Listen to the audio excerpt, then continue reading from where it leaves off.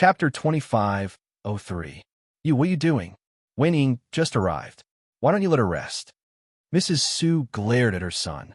I was just thinking that the surgery is urgent. I don't want to delay the health of the leader. Humph, is that what you think? Mrs. Su was angry and quickly comforted the girl. Wei, don't think too much. You always speaks without thinking. It's okay, Annie. I was just about to go take a look. After dinner, please ask Big Brother Suyu to give me a ride. Big Brother Suyu? Are you younger than me? Suyu furrowed his brows. Asked Andy. I'm 2 years younger than you. The girl answered obediently. Really? 2 years younger than me? That doesn't make sense. She looks very old. After hearing Suyu's words, and who was drinking soup, almost spat it out. After working for President Su for so long, it was the first time he saw him being so sarcastic. How can you say that? Mrs. Su was about to go crazy. Mom, I'm just telling the truth. Really? Don't you think she looks very old? At this moment, the girl's face had turned pale. Auntie Su, I don't feel well. I'll go to the hospital first. Don't, Wei-Ning. Eat before you leave. No, I'll ask the driver to give you a ride, Sister Wei-Ning, Suyu added. Hearing the words, Sister Wei-Ning, the girl's face was almost as long as the Changbai Mountains. No, thank you for your kindness, little brother Suyu. I could drive myself. With that, the girl picked up her bag and walked out. Mrs. Su hurried to see her off and then tried to explain to her. Wei-Ning, don't take it to heart. My son, he's done with you. Auntie Su, I'm fine. I know your son doesn't like me. It's okay. With that, the girl got in the car and left the Su family without even eating. When Mrs. Su came back, she saw Suyu eating happily with cooked corn. Put it down. How dare you eat it? Mrs. Su reprimanded. Mom, calm down. I'm your son. You still have a nerve to talk about me? How'd I give birth to a son like you? A good girl ran away because of you. Do you know how much effort I put in to bring her back and create an opportunity for you two to meet? Mom, that woman is not my cup of tea. And is she your type? Suyu turned his head and asked Xiao and was in a dilemma. He didn't dare to nod or shake his head for fear of offending both sides. Look, this woman is so beautiful that even Xiao is speechless. You still want to introduce her to me? What are you thinking? Suyu had more to say now and was speechless. Xiao's heart was really bitter. He really wanted to shout, President Su, I won't take the blame for this, but he really didn't dare. I'm doing this for your own good. I thought you liked doctors, so I did everything I could to find a doctor for you. It wasn't easy to find such a talented and good-looking one. The girl's parents are both military leaders, and her grandpa and your grandpa are old friends. What a good marriage. Mom, I might have misunderstood you. What misunderstanding? Hearing her son's words, Mrs. Su was slightly stunned and waited for him to continue. Actually, I don't like doctors, Suyu said. Then he added in a low voice, I just like Huamin, who happens to be a doctor. That's all. Chapter 25:04. You're so stubborn. Mommy's heart aches for you. Hearing her son's words, Mrs. Su felt as if someone had stabbed her heart. Sigh, Mom, don't feel sorry for me. I have my own life. Just enjoy your old age. I know what to do with my own matters. Let's not wait anymore, okay? Mian has already made it very clear to you. Even if her husband really dies, she won't marry you. Let's not wait anymore, okay? Mrs. Su coaxed her son as if he was a child, and an outsider felt tears welling up in his eyes when he heard this. Suyu silently took a bite of corn and chewed without tasting it. Mom, I don't have the final say in this matter. I know everything, but forget it, let's not talk about this. Suyu didn't dare to continue. He hated emotional scenes like this the most. Putting down the unfinished corn, Suyu stood up and walked out. Mom, I'm going to the company. I'll come back to see you when I'm free. And immediately followed him out and got into the car. Drive me back, then you can go home too. Suyu sat in the passenger seat with a dispirited look on his face and knew that his boss was in a bad mood, so he didn't dare to say anything. On the way, Suyu took out his phone and opened WeChat. After thinking for a long time, he wrote this, We always try to comfort others like wise men, but we torture ourselves like fools. When we comfort others, We make sense, but when we encounter things that we can't get over, we can't help ourselves and fall into an endless cycle. Everyone understands the big picture, but it's just a little emotional. My story is too seductive. Perhaps this is what Han Han said in the movie. You've heard many big truths, but you still can't live a good life. Suyu rarely posted such things on his WeChat moments. Boys were different from girls. Most girls liked to post chicken soup for the soul. For example, Zhu Lingling, Huamin, and Jiang Xiaowei would sometimes repost some jokes or comprehend some words themselves. However, most boys would just post pictures and not say anything. Therefore, less than a minute after Suyu posted this, his WeChat moments exploded. Wei Liao, your account was hacked? Tang Chuan, do you miss me too much? I'm leaving. Are you bored? Hee hee. A certain rich second-generation heir. Lord Su, come out for a drink tonight? A certain official's son. President Su, are you in a bad mood? I'll introduce you to girls. Do you want to go? Jiang Xiaowei. What's going on? Who knows? And Aiyang. President Su is unhappy for a few days every month. Zhu Lingling replied to N. Aiyang. So, is President Su on her period? Nie Lingxian. President Su, do your best. We're with you, an Imperial Star. Cotton Candy. President Su is mighty and domineering. He will always be the best. A certain director. Bro, come to the capital to play? Entertain you for a few days? A jeweler. Young Master Su, are you in a bad mood? I got a batch of gems for you. Come and have a look when you have time. A certain luxury car president. Lord Su is unhappy and changed his Lamborghini. Do you want an Audi Pikes Peak? Tang Chuan replied to Lord Su. Fuck Su. You tricked my Lord Su again. An Audi Pikes Peak costs hundreds of millions. A certain luxury car president. The problem is that Lord Su doesn't lack money. Seeing these boring replies, Suyu didn't reply to any of them. Pudding, handsome Su, who bullied you? Tell me, and I'll get revenge for you. Little Bean, that's right. You can beat him up. Seeing the twins' replies, Suyu snickered. Just as he was about to put down his phone, he saw Hua Min's reply. This is what she said. Chapter 2505. Hua Min, fuck, Lord Su, you're already in this state, and you're still saying that you can't live a good life. Do you think that ordinary people like us should just kill ourselves? Suyu, Hua Min's comment was a little unexpected. It wasn't chicken soup for the soul, nor was it poisonous. It was just a joke between friends. The atmosphere instantly lightened up, and Suyu secretly smiled. Jiang Xiaowei replied to Hua Min, My Mian, you really hit the nail on the head. I'm rooting for you. Zhu Lingling replied to Hua Min, My Mian has nothing to do with anyone. I support her. Tang Chuan, sister-in-law, you're right. Lord Su is indeed a little pretentious this time. But don't blame him. It's spring now. Even animals have their estrus and irritated periods. As a bachelor, it's normal for our Lord Su to have some negative emotions. Ha! Suyu replied to Tang Chuan, Fuck, if you have the guts, hide in the States for the rest of your life. If I see you, I'll break your legs. Tang Chuan replied to Suyu, La la la, the Emperor is too far away. You can't hit him. You can't hit him. Tang Chuan had always been a cheerful person, so when he joked with Suyu, he was as childish as a child. Wei Liao, all right, Dr. Hu will take care of everything. Everyone, go home. There were still many replies, but Suyu didn't care about them.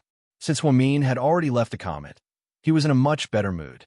Just as he was about to get up and leave, he suddenly received a WeChat message. It was sent to him by Hua Min alone. Hua Min said, Suyu, we're all people with our own attitudes. Don't act like you're not good at for those meaningless audiences. Suyu sighed slightly in his heart. In the end, he only replied with one word, yes. He understood Hua Min's intentions. In fact, what he wanted was just Hua Min's occasional attention, just like what he was saying now. He knew that his behavior was wrong, but he couldn't control himself. GK headquarters. When Qin Shu brought Bella downstairs, he saw that the lobby on the first floor was filled with people. There was even an ambulance parked at the entrance. What's going on? Bella looked at him curiously. Everyone, get out of the way. We need to send the patient to the hospital immediately. She has a heart attack and her life is in danger.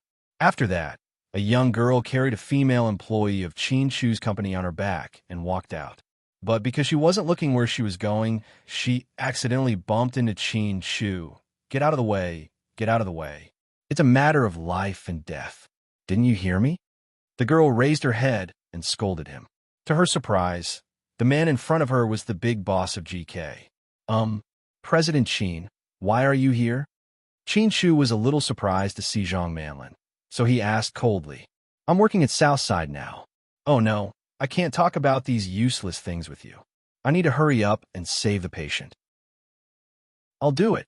Zhang Manlin's petite and weak body was too strenuous for her to carry a burly woman. Qin Shu picked her up, carried her on his back, and sent her to the ambulance. Wow, President Qin is carrying Sister Liao himself. So lucky. Yeah, President Qin looks cold, but he's actually a very nice person. A few female employees whispered behind him. After the ambulance driver got off, he helped Zhang Manlin carry the patient. Qin Shu was about to turn and leave when Zhang Manlin said, Wait. President Qin, please wait a moment. Qin Shu stopped and turned around. Because she might have a major surgery, she needs a family member to sign it. But there's no time for a family member to sign it. So, as the leader of the company, can you come with us to the hospital and sign it for her? After all, she's your employee. Chapter 2506. Me? Qin Shu was a bit hesitant. Zhang Manlin nodded. Qin Shu lowered his head and looked at his female colleague who was having a heart attack. His face was pale, but in the end he got into the car without a word. President Qin. The meeting later? Bella's voice came from behind. Postpone it for an hour, Qin Shu ordered. Bella bit her lips as she held the documents for the meeting. Then, she turned around and went upstairs. Bella, weren't you going to the meeting with President Qin at Lijing Hotel? Jixin asked curiously. Yeah, President Qin had to leave first. The meeting was pushed back to an hour later. Oh, then you can slack off for a bit. Here, try the coffee I just bought. Jixin handed her the freshly brewed coffee. Thank you. Bella took it listlessly and lowered her head, looking as if she had a lot on her mind. What's wrong with you today? You look down. I'm fine. Bella said she was fine, but she was still thinking about what just happened. Then, she took 2 small sips of coffee and looked up at Jixin.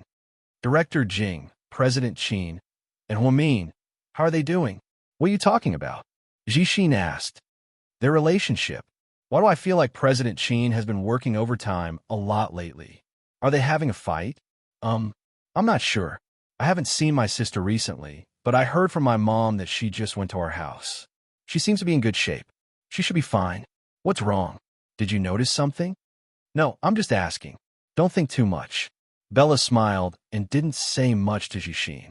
But just now, Zhang Manlin's actions and President Qin's abandonment of the meeting and getting into the ambulance with her, Bella felt like this wasn't President Qin's usual style. If he wanted to sign the documents, he could have sent a company manager or something. There was no need for him to do it himself. Inside the ambulance, other than the unconscious female colleague, only Zhang Manlin and Qin Shu were in the ambulance. There was a driver in the front, but because the ambulance was soundproof, they couldn't hear what they were saying. Why are you working at Southside? Are you a doctor? Qin Shu asked. I'm not. I'm just the finance manager in the office. Then how did you follow the ambulance? Qin Shu continued to ask. It's because our hospital has been overcrowded recently, and we don't have enough ambulances. When I received the call, this was the only ambulance left in the hospital, and we don't have enough doctors. Those who need to perform surgery, those who need to go to the scene, have to go to the scene. I happen to have nothing to do, and I've also learned some first aid knowledge, so I thought I'd come over to help and not delay the patient condition. I didn't expect you to know so much. It's just a hobby. Then, the two stopped talking. Zhang Manlin lowered her head and looked at the patient. Her movements were very standard, and she didn't look like an amateur at all. Unlike other women, she did not place her gaze on Qin Shu, nor did she act like a love-struck fool. When Zhang Manlin came out, she was wearing a white coat, but inside, she was still wearing the red checkered skirt that she usually wore to work. It couldn't hide her cuteness. Qin Shu just looked at her quietly, then turned his head to look out the window and didn't say anything. When they arrived at the hospital, Qin Shu signed the documents, and Zhang Manlin took the surgery form. "Thank you, President Qin." Then, she turned around and left without saying anything else. Qin Shu wanted to go upstairs to see Huo Mian, but he looked down at his watch and realized he was running out of time. Then, he turned around and walked out of the lobby. Huo Mian happened to come out from his shift and accidentally saw Qin Shu's back. Slightly stunned, she picked up her phone and dialed Qin Shu's number. Chapter 25:07. Qin Shu walked out and hailed a taxi. As soon as he got in, his phone rang. "Mian, honey, where are you?" "I'm outside your hospital."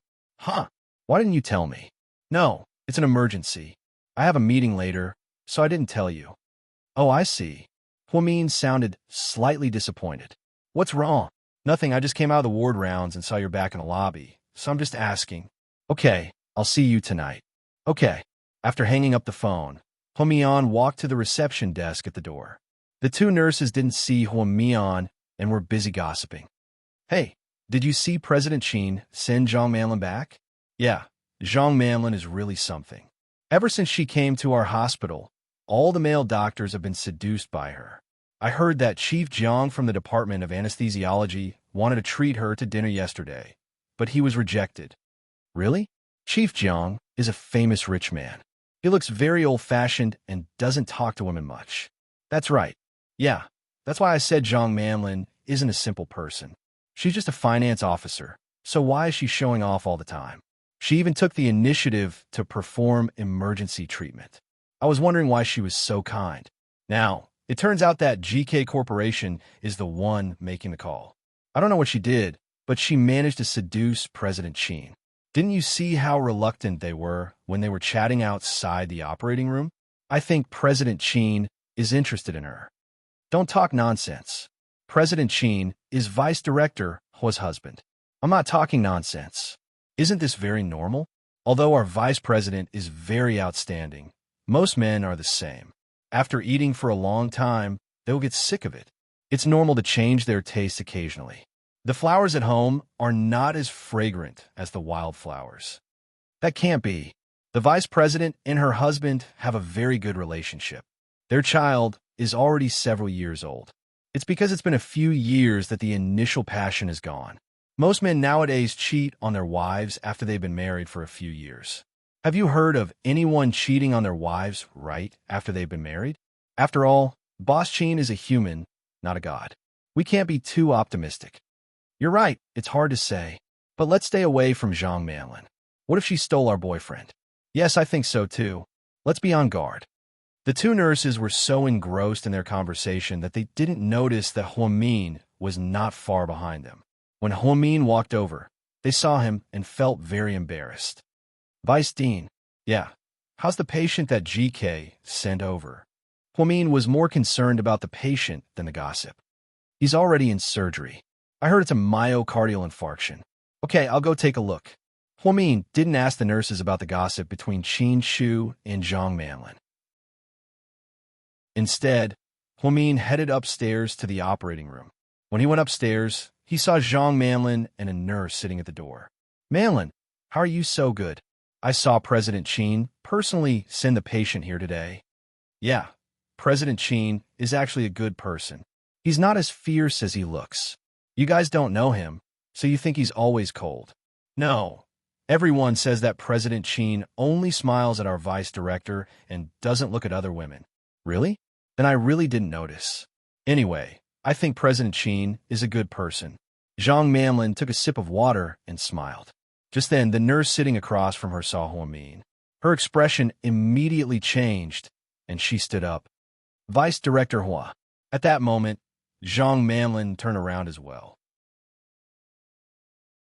Chapter 25:08. I just remembered that Dr. Lee asked me to come get something. I have to go." When the nurse saw Huo Mian, she immediately found an excuse and left. Huo Mian put his hands in his pockets and walked to the door of the OR. Zhang Manlin was still sitting there. "How's the patient? I thought you'd ask me about our conversation." Zhang Manlin looked at Huo Mian calmly. "You're overthinking it. I'm a doctor. My job is to care for the patient. So you don't care about the rumors between your husband and other people.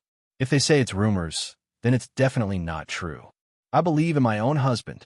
Really? Vice Director Hua, I'm impressed by your magnanimity. But are you sure you're not lying to yourself? Zhang Manlin, right? If I remember correctly, you're just a small accountant in our hospital. You're not in the office doing reports during working hours. Instead, you're talking outside the hour. Is that really okay? Aren't you afraid that I'll fire you? Fire me? Haha, you won't. Vice Director Hua has always been impartial. I don't think you'll fire me. You sound like you know me very well. Huamin looked at her expressionlessly. Don't you think we're very similar? Zhang Manlin asked Huamin with a smile. What are you talking about? Looks or character? Huamin's words were sharp. Before Zhang Manlin could say anything, Huamin chuckled again. If it's looks, then there's nothing to be curious about. The world is so big, there's bound to be people who look alike. My looks are very common, and I'm not a celebrity. There's no benefit in you looking like me. It just means that you're very plain, just like me. Vice Director Hua, you're so humorous when you're making fun of yourself. Zhang Manlin looked at Huamin with a complicated expression. I'm not being humorous. I'm just stating the facts. If it's character, then I won't talk about it. After all, I don't know you. But I don't think any boss would compare character with their subordinates. Am I right? That's right. Vice Director, you're indeed a smart person. I'm impressed, Zhang Manlin praised. There's no need to admire me. Put away your tricks. I don't care why you came to Southside, and I don't care who ordered you to do this. In short, you won't achieve your goal. Don't waste your time. Really? Some things haven't been done yet. So how would you know the results? Zhang Manlin continued to provoke her. Why don't you give it a try? But don't regret it in the end. Maybe the vice director is the one who will regret it. Zhang Manlin was not convinced. All right, I'll wait for the day when I regret it. Bring it on. Huamin's lips curled into a contemptuous smile before he turned around. Looking at Huamin's clean back, Zhang Manlin's eyes became deep. She is indeed a different woman, Zhang Manlin murmured to herself. That night, Huamin, who was about to get off work, suddenly worked overtime because of the sudden surgery. When he came out of the surgery, it was already 9 p.m. Vice Director, you should go home and rest. Leave the patient to us. The assistant nurse looked at Huamin with concern. No, his condition is complicated. There's internal bleeding in his chest. I'm afraid it's dangerous. Li, go get Dr. Liu and Dr. Zhao for me. I need to discuss a plan with them. We might need to perform a second surgery. Yes, Vice Director.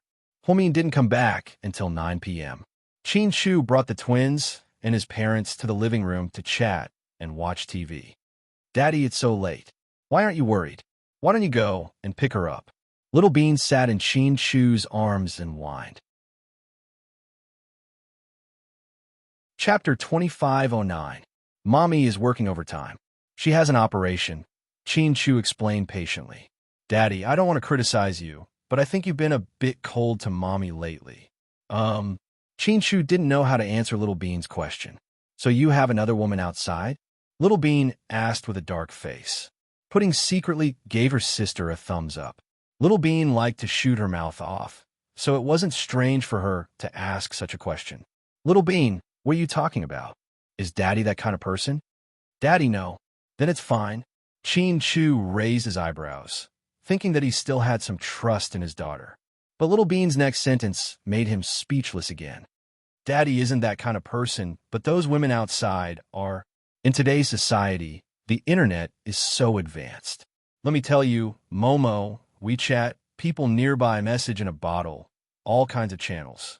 Daddy is the richest man in the city, handsome, from a good family, and rich, so of course he's the target of those vixens. No matter how good a man is, he can't resist being seduced. When a woman is shameless, it's scary. Let me tell you, Qin Shu was speechless. Daddy, are you listening? Yes, Daddy is listening. Qin Shu nodded seriously. Little Bean continued to scold him. But Daddy, you have to remember that those women are only after your money or your looks. They're not sincere. In this world, only Mommy, the two of us, and Grandma. Oh, right? And Auntie. Only our family truly loves you, understand? Yes. Mr. Chin nodded again, listening to his daughter's lecture. You and Mommy have known each other for so many years. After being together for so long, it's inevitable that you'll feel bored. That's understandable, but you have to be careful. Also, let me tell you, not only are you popular, but Mommy isn't an old housewife either. Little Bean's saliva flew everywhere as she spoke, her chubby little hands gesturing. She was extremely cute. Chin Chu held back his laughter. He crossed his arms and leaned on the sofa, listening to his daughter's nagging. For the first time, Pudding felt that her sister's nagging was very useful, so she took the initiative to hand her a red strawberry. Thank you. Little Bean took the strawberry and continued to lecture him while eating it. Then what's your mommy? Chin Chu asked with a smile. Mommy is a genius. She was already famous in the city when she was only a teenager. Although she didn't go to a famous university, she's self-taught and is now a top doctor. It's amazing that she became the vice director of the hospital at such a young age. Although Mommy isn't stunning enough, she's cultured, smart, calm, and doesn't talk nonsense. She's loyal and kind. Although she's sometimes fierce to me and my sister, I know that it's for our own good. There's only one woman like her in the world. You make it sound like Daddy is the only one in the world. Chin Chu laughed. Daddy, it's a limited edition too. That's why I said you two are a perfect match. Don't give other people a chance. Also, I'm telling you, if you neglect Mommy and someone takes advantage of you, you won't even be able to find a reason to cry. You know, not only is Handsome Sue interested in Mommy, but so is that big bad Huasiqian. Oh, right, I heard that a lot of male doctors at Southside also have a crush on Mommy. Daddy, you have a treasure in your hands. You should cherish it. Yeah, you have a point. Chin Chu nodded purposely to play along with his daughter. So, hurry up and give birth to a younger brother. That way, we'll have someone to take the blame for us. Little Bean was so pleased with herself that she let it slip. What did you say? Chin Chu narrowed his eyes. Chapter 25:10. Pudding saw that the situation was not good, so she ran over and interrupted. Daddy, what Little Bean means is that you two are so close now, so you should strike while the iron is hot and give birth to a little brother. Our family will be so happy together. I heard her say something about being the scapegoat. Chin Chu wouldn't let it go. Little Bean hid behind her sister guiltily. Ahem. Daddy, you misunderstood. Little Bean means that no one wants to be the scapegoat. If you two don't have a second child, people will think that we don't want to be the scapegoat. That's why she said we don't want to be the scapegoat. Oh, I see. Chin Chu nodded thoughtfully. Little Bean heaved a sigh of relief and secretly hugged her sister's waist. Pudding, you're still the best. So, Daddy, do you want to listen to us? Of course. Chin Chu nodded. That's great. Then you have to be nicer to Mommy. Seeing that their daddy's attitude was so good, the twins were overjoyed. Daddy, why don't you make some supper for Mommy? She'll be so touched when she comes back, Little Bean suggested. Is that necessary? Wouldn't that be too obvious? Chin Chu laughed. I think it's necessary. Let's move her a little. Pudding chimed in. Okay. Finally, under the twins' encouragement, Mr. Chin went to the kitchen and made a bowl of noodles with soy sauce. By the time he was done, it was already past 10 o'clock. The twins were sleepy and were taken to bed by their grandma. Chin Chu sat downstairs for a while. Seeing that Huo Min wasn't back yet, he called her but found that her phone was turned off. Finally, Chin Chu couldn't take it anymore and went upstairs to sleep. When Huo Min came out of the operating room, she was exhausted. Associate Director, do you want to eat something? I'll go to the cafeteria and ask someone to prepare something for you. The doctor who performed the surgery with Huo Min felt sorry for him. There's no need for that. I'll just take a bite when I get home later. You guys have been working hard all day. Pack up and get off work. Send the patient directly to the intensive care unit. Let the nurse on duty keep an eye on him and keep an eye on him. Call me immediately if anything happens. All right. Thank you for your hard work. Huo Min returned to his office and poured himself a glass of water. He took 2 big gulps before he felt a little better.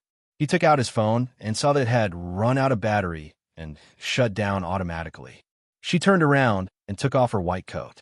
Just as she was about to take her coat and go out, she heard someone knocking on the door. Come in. Dr. Liu, it's so late. You're still at work? Liu Zhe was slightly surprised to see him. Yes, I received an emergency case and was busy the whole night. I heard that you also have a major surgery here. Yes, I just finished. You haven't eaten anything yet, right? I'm hungry too, so I ordered some food for you. Liu Zhe placed the food bag on the table as he spoke. It's okay, you're too kind. Eat, it's okay. But, do you mind if I eat with you? I'm afraid of being alone.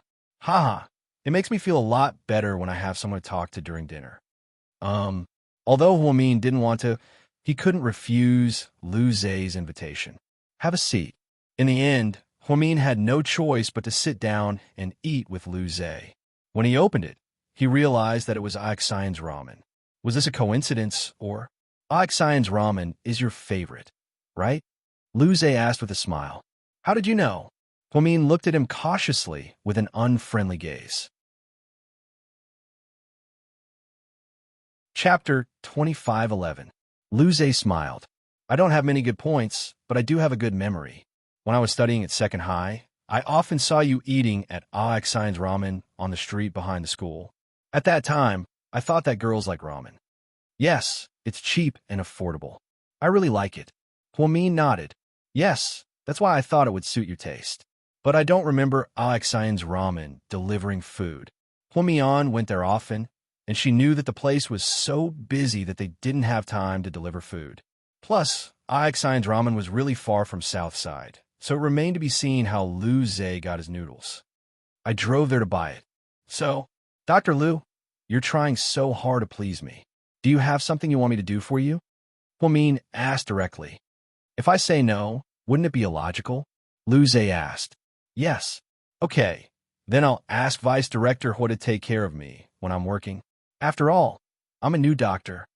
Dr. Liu, you must be joking. You're a medical doctor who returned from overseas. It's a waste for our hospital to keep you.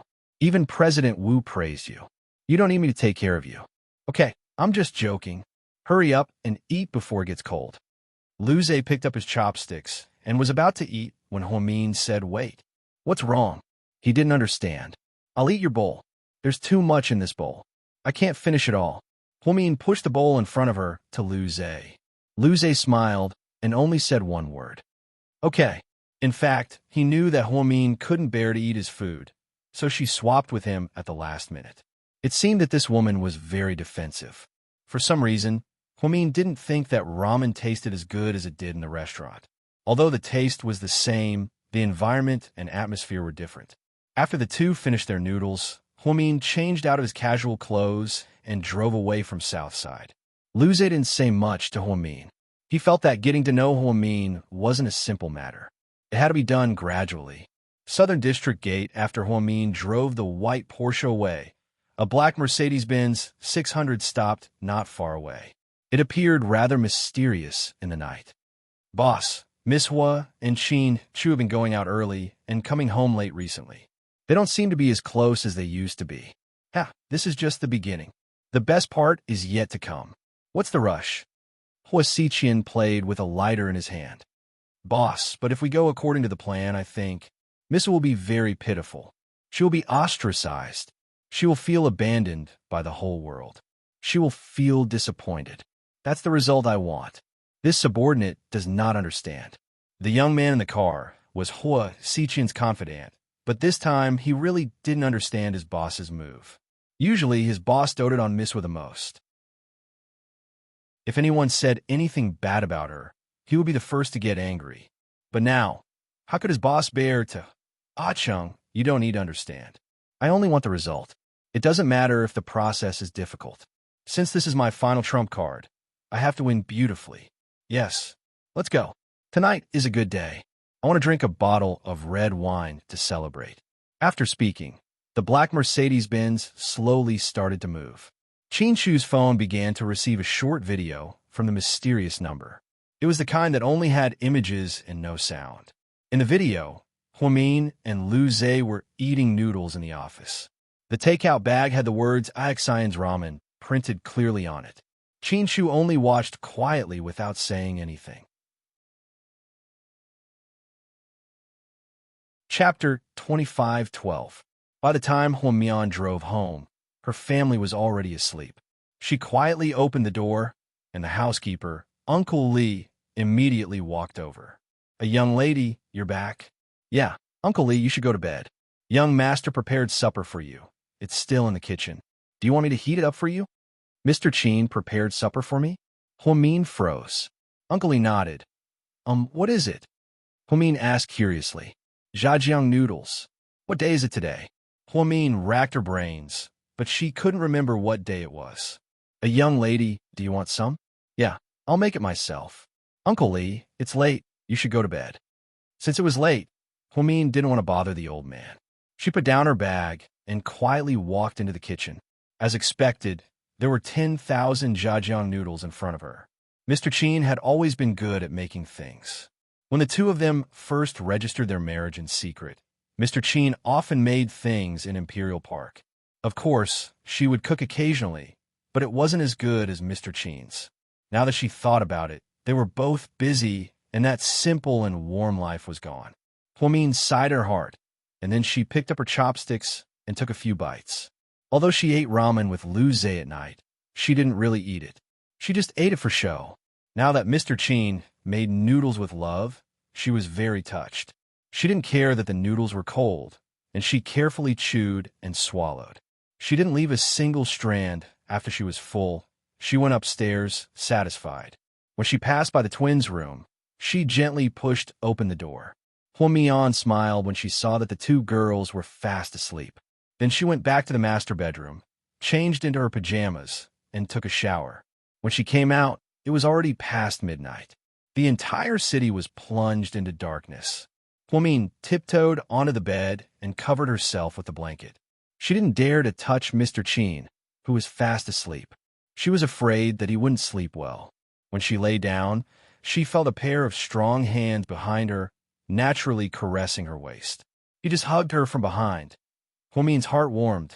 She thought that Qin Shu would say something, but in the end he didn't say anything. She didn't dare to turn around to ask if he was awake or half asleep. "Good night, hubby." Her voice was very soft. Pakistan dressed in local clothes, Lu Yin and Xiao Fei walked through the streets arrogantly. "How long are we going to stay here?" Xiao Fei asked seriously. "What? Have you had enough? This place is filled with explosions and war. Is it really suitable for us to stay here?" Xiao Fei was puzzled. "Idiot. The most dangerous place is the safest place. Ian's headquarters is right here, so let's just stay here. Anyway, he probably won't expect us to come to his nest to play, but they are not fools. Once our whereabouts are exposed, it will be very dangerous." "Danger? You think I'm scared?" Lu Yin wandered around the black market. She randomly picked up a black Type 54 pistol and disassembled it in 2 seconds. "It's not a matter of whether you're scared or not. There's no point in wasting time like this." "Who said I'm wasting time? I have a plan," Lu Yin mumbled. "What plan?" "Xiao Fei. I received a tip that Ian has a batch of the most advanced weapons developed by the military factory. They will arrive here tonight." Lu Yin smiled wickedly. "What do you want?" Xiao Fei had a feeling that Lu Yan's plan was up to no good. Chapter 25:13. Take a guess. Lu Yin stuck out her tongue playfully. Xiao Fei knew that this girl was up to no good. "Why are you looking at me like that? Take a guess. Do I even need to guess? You definitely want to intercept this batch of firearms." "Smart." Lu Yin poked Xiao Fei's head with her index finger and smiled. "Yin Er, listen to me. This is not a game. We can't mess around. First of all, this is Ian's nest. If his men fire a shot, both of us will be turned into sieves. Secondly, this batch of firearms is very important. If Ian loses it, he won't let us go. Lastly, the two of us are weak right now. A strong dragon can't suppress a snake in its nest. Is it really okay for us to court death in other people's territory?" Ever since Xiao Fei got together with Lu Yin, his life had been crazy. There wasn't a single day of peace and tranquility. Basically, they had to spend every day in a hail of bullets. In the past few days, they had killed at least 80, if not 100 killers. They had also shaken off Ian's men in batches, including the people from the Indonesian government. It wasn't an exaggeration to say that they were surrounded by enemies. However, Lu Yin seemed to be enjoying it. Every day, she was still thinking about how to go against Ian and how to make him feel uncomfortable. Okay, I like to mess around. What do you think? If not, you should go back to Russia. This was the sentence Lu Yin said the most these days. Whenever she disagreed with Xiao Fei, she would tell him to go back to Russia. Xiao Fei, you're both Professor Lu's daughters, but you're so different from Sister Mian. Finally, Xiao Fei gave a fair evaluation. To his surprise, Lu Yin only glanced at his face and replied, "Of course, the dragon has 9 sons, and they're all different. My sister and I are different. My sister is a Pishio, and I'm a Tao Tai." Xiao Fei. Xiao Fei didn't know what was wrong with him, but he fell in love with a troublemaker like Lu Yin. But since he fell in love with her, he didn't plan on changing. Although he didn't agree with Lu Yin taking the risk to intercept this batch of firearms, as long as it was something she wanted to do, Xiao Fei was willing to do it with her. Lu Yin kept in touch with her subordinates with her watch and got the latest news as soon as possible. Psycho Xiao, I've already planned everything out. Tonight at 10 o'clock, this batch of goods will arrive at the abandoned factory in the east on time. There will be about 30 people who will receive the goods, but I'm not sure who will deliver the goods. After they receive the goods, when the 2 groups separate, we'll ambush them on the road.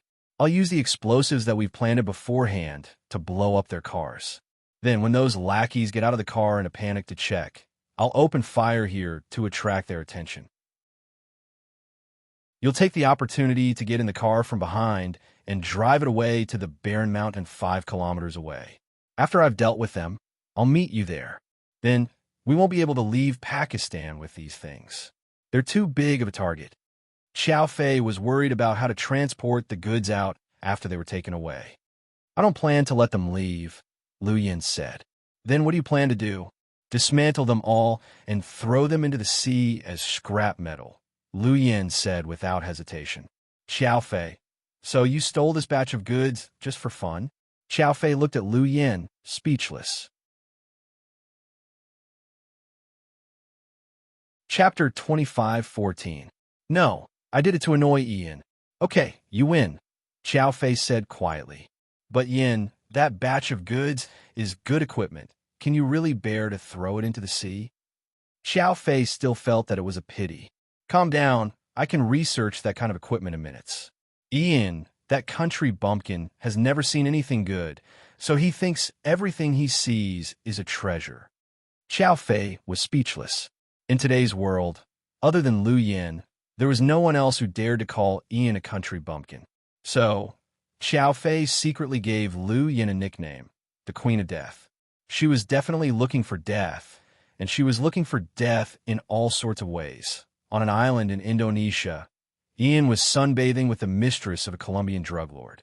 Ian, I don't know why, but I'm obsessed with you. The woman with a great figure was lying on a beach chair, letting Ian apply sunscreen to her body. Her tan skin looked very elastic, and her blue floral bikini shone in the summer. That's what all the women around me say.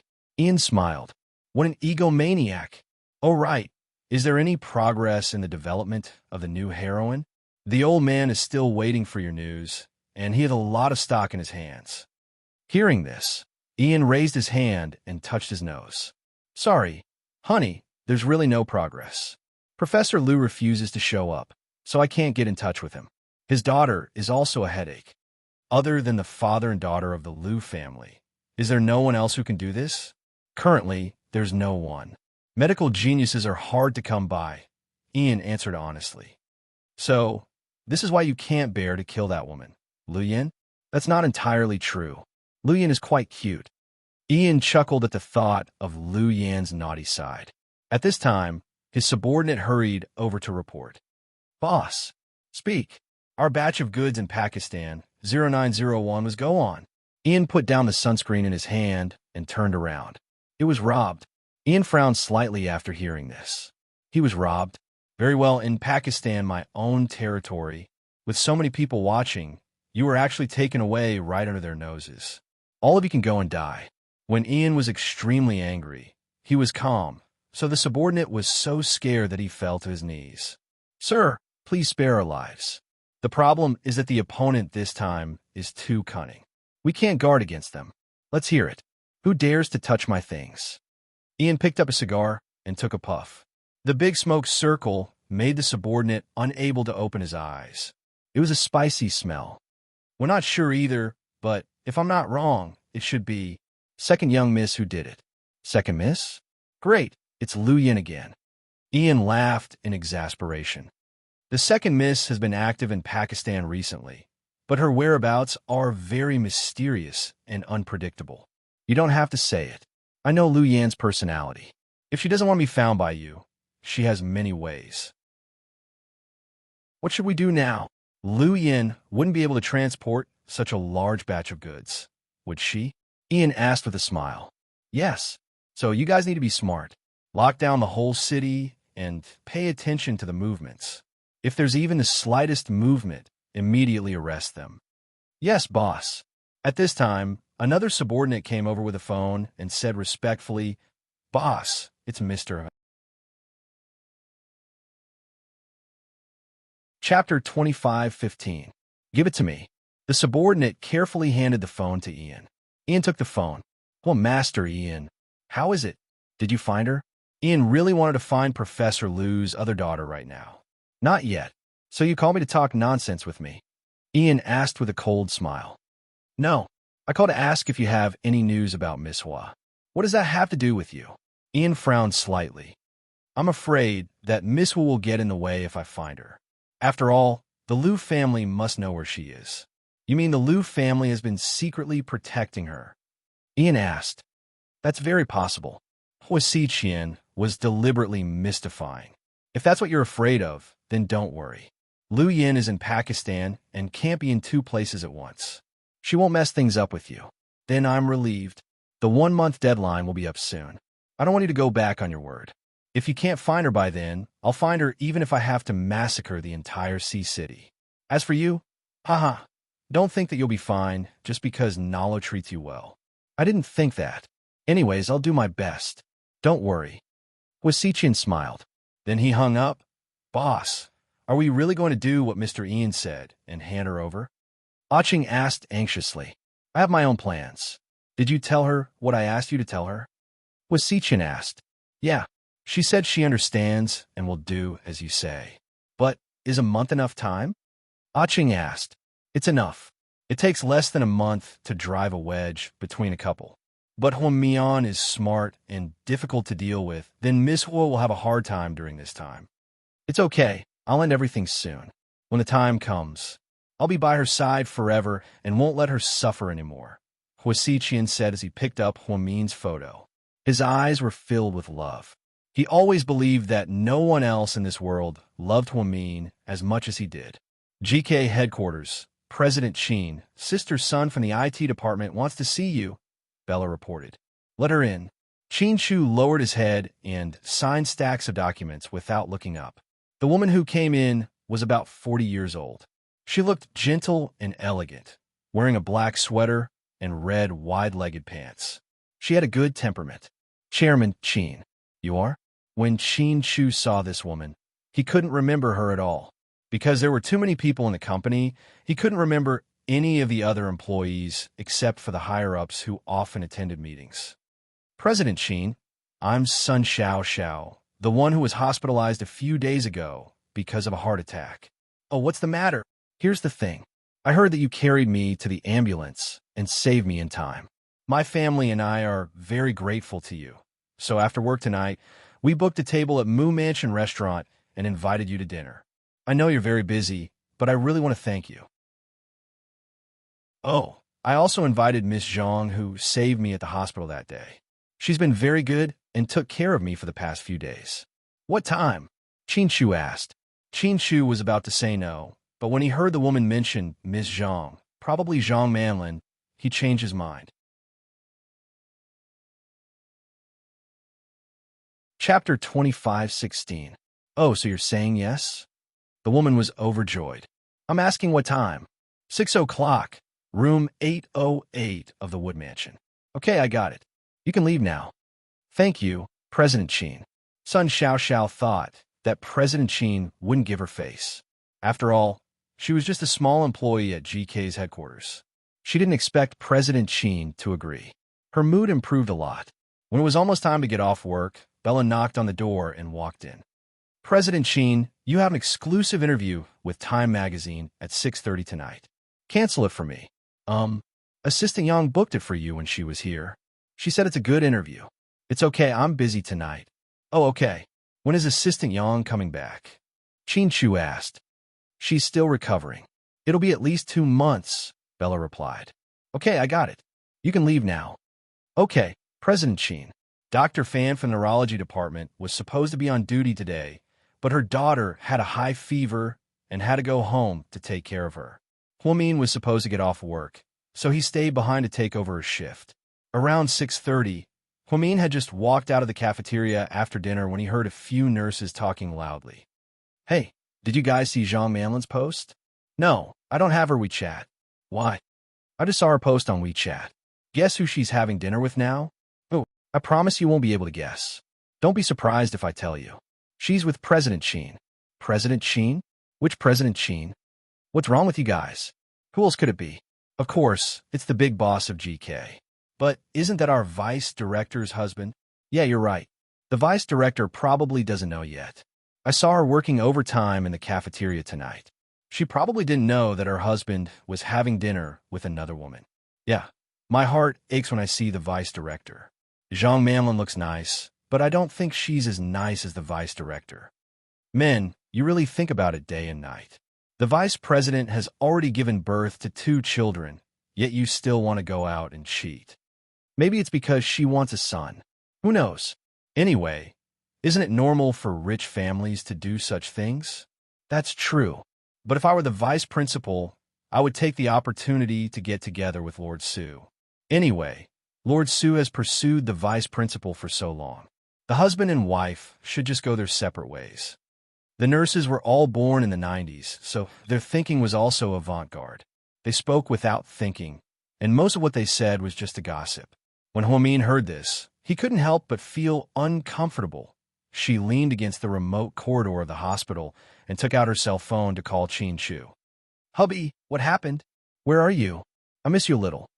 Huamin smiled. I'm outside. Outside? Talking business? Huamin asked deliberately.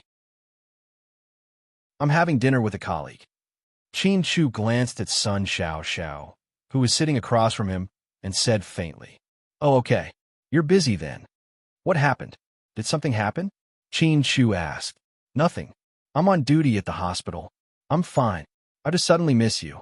Huamin hung up. Just then, Zhang Manlin sat beside Chin Chu and asked half-jokingly, What happened, President Sheen? Did our vice director call to check on you?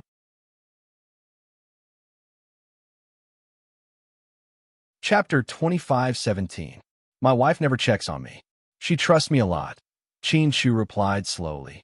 Before Zhang Manlin could say anything, Sun Xiao Xiao added, Yeah, President Sheen and a young lady are recognized as the model couple in our company. They really love each other. Love has a shelf life. Once it's over, the novelty is gone, and people can't support it anymore. At this time, many people will fight over small things, have cold wars, and even divorce. Couples who haven't experienced this may seem calm on the surface, but in their hearts, this love has silently turned into family. After a few years, some men lose their willpower and go out to find new love. After all, they can no longer find that feeling in their wife. So, at this time, many families will face the crisis of adultery. Zhang Manlin spoke clearly and logically. Sun Xiao Xiao, with her IQ, couldn't get a word in edgewise. Chin Chu didn't even look at her and asked calmly, Miss Zhang, you seem to know a lot. Those who know you are in finance. Those who don't know would think you were a relationship expert. Haha, President Sheen, you are so humorous. We girls like to gossip. I also like to check Weibo when I have nothing to do. So, naturally, I see more things and understand things better than others. President Sheen, please eat something. You haven't eaten anything since you came in. We ordered so much, I don't know if it's to your liking. Sun Xiao Xiao was very nervous, afraid that she wouldn't be able to serve her boss well. The dishes on the table were actually very good. She even ordered extravagant lobsters and hairy crabs. Chin Chu ate very slowly. He only took a few bites of vegetables and lowered his head. His side profile was very good-looking. Zhang Manlin couldn't help but steal a few glances. Then, Zhang Manlin generously picked up a hairy crab and ate it as if there was no one else around. I love seafood. When I was young, I would go to the river in the countryside to catch some crayfish. At that time, my family didn't have the means to eat these precious seafood. When I grew up and started working, I was willing to buy some. Last time, my mom came to visit me and laughed at me, saying that I should find a man who sells seafood and marry him, Zhang Manlin said. Miss Zhang's mom is very interesting. Sun Xiaoxiao played along. President Qin, do you like seafood? Zhang Manlin asked again. I don't eat a lot. I only eat with my wife when she eats. Your wife likes seafood too? Our vice director? Zhang Manlin asked in surprise. Yes. That's easy. Next time, if you want to bribe our vice director, just give her seafood. Zhang Manlin half-joked. As a young lady, it was a miracle that she was able to eat in front of strangers without being pretentious or bashful. Zhang Manlin was really easygoing. At least, Sun Xiaoxiao felt that she didn't try to get close to President Qin, nor did she have a pretentious illness. They got along quite well during the meal. President Qin, thank you and Ms. Zhang again for saving my life. Sun Xiaoxiao raised her glass. Qin Chu rarely drank, so he used tea in place of wine. Zhang Manlin, on the other hand, drank quite a bit. Her face was red from all the drinking. After the meal, Sun Xiaoxiao stood up and shouted, Waiter, the bill, please. Mr. Qin has already bought it. The attendant smiled. President Qin, I said it was my treat. How can I accept this? Sun Xiaoxiao was a bit flattered. It's okay. I don't have the habit of letting women spend money. Let's go. When the three of them walked out, Qin Chu walked in the front. Zhang Manlin was a bit dizzy because she suddenly stumbled forward. Luckily, Sun Xiaoxiao held her back. Miss Zhang, are you okay? I'm fine, huh? Where do you live? I'll drive you back, Sun Xiaoxiao said. My house is in the same direction as our vice director's house. After she said this, President Qin stopped and turned around to look at her. Chapter 25:18. You live in a new city on the south side? Qin Chu asked. Yeah, but your house is in the famous wealthy area, South Hill Manor. Mine is in the slum area, the area that hasn't been developed yet. The houses there are cheap. The rent is less than 1,000 yuan, President Qin, then. Sun Xiaoxiao wanted to ask if he should drive Miss Zhang home. But when the words came to her mouth, she felt that it wasn't appropriate, so she swallowed them back. Since it's on the way, you can come with me. Qin Chu continued walking in front of her. Zhang Manlin appeared to be drunk, but when she lowered her head, a bright smile appeared on her face. Zhang Manlin got into Qin Chu's black Bentley. After the car started, Sun Xiaoxiao went home. Evening, South Hill Manor. Daddy, why are you back so late?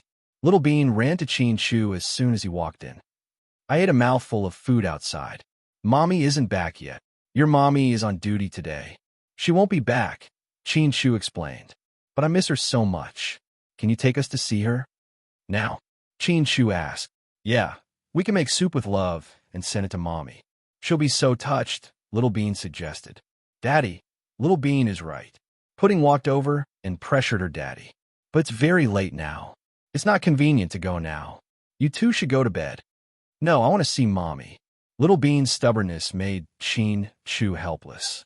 He didn't even have time to change before his two daughters forced him to drive to Southside. The twins sat in the back seat with the soup in their hands. They were very happy. Daddy, why do you smell like perfume? Pudding suddenly asked. Qin Chu froze, then raised his arm and sniffed. No, baby, did you make a mistake? Don't wrongly accuse me. There's no mistake. I'm very sensitive to smells. Mommy has already abandoned this candy scent for more than 2 years. It's something that young girls like. Moreover, because it's an ending tone, it's not very obvious. However, I can still smell it immediately. It's a limited edition candy perfume from Jenny Banner. So the person you're having dinner with today is a woman, right? And a young woman at that. And yes, Qin Chu couldn't help but nod with a smile. Daddy, you still have a nerve to laugh? Tell me, whose daughter did you eat with? No, they're just colleagues at the company. Don't overthink it. Shu didn't know whether to laugh or cry after being interrogated by his two darlings. By the time they arrived at South Side, it was already past 10 p.m. Min had just returned from his ward rounds. At the door of the office, Lu Zhe was carrying Xine's ramen. Dr. Hua, here's your supper. Dr. Lu, you're too polite. There's really no need. Eat, I like it too. If you feel bad, you can give me money. 2 yuan per bowl. Thank you. Lu Zhe smiled and extended his hand. He really didn't need to give 2 yuan. Min knew that he was joking. Not far away, Shu and his two daughters quietly watched this scene. What did I see? Is that ugly male doctor trying to flirt with my mommy? Little Bean asked. I didn't know something like that would happen. How melodramatic. Putting aside, Shu didn't say anything. He just held the soup and watched everything quietly. Mommy, Little Bean called out sweetly and then ran over to Huomian. Huomin and Lu Zhe both turned around. Chapter 25:19. Little Bean, why are you here? Seeing his daughter, Huomin's eyes flashed with gentleness. Daddy, sis, and I are here to bring Mommy some sweet soup. This is your daughter? She's so cute. Lu Zhe smiled. Yeah. Huomin nodded. Hello, Uncle. Little Bean looked at Lu Zhe obediently and greeted him. Baby, you're so cute. How old are you? Are you in kindergarten? Uncle, you're cute too. How old are you? Do you have a boyfriend? Little Bean asked innocently. Boyfriend, Lu Zhe was suddenly at a loss for words. That's right. That's how it is on TV. Handsome and feminine men like you usually like men, so I won't ask you about your girlfriend. That's not your style. Let's just ask about your boyfriend, Little Bean said, pretending to be cute. After saying this, Lu Zhe's expression turned ugly. Little Bean, don't talk nonsense. Huomin scolded his daughter and then explained to Lu Zhe apologetically. Don't take it to heart. My youngest daughter, she just likes to joke and tease people. Huh. Yeah, it's okay. She's just a child. Huh. Lu Zhe smiled awkwardly. At this time, Shu walked over with Pudding holding her hand. Mommy, we brought you some sweet soup. Eat it while it's hot. Didn't Daddy say it's not good to eat too much at night? Noodles and whatnot. It'll make your stomach uncomfortable.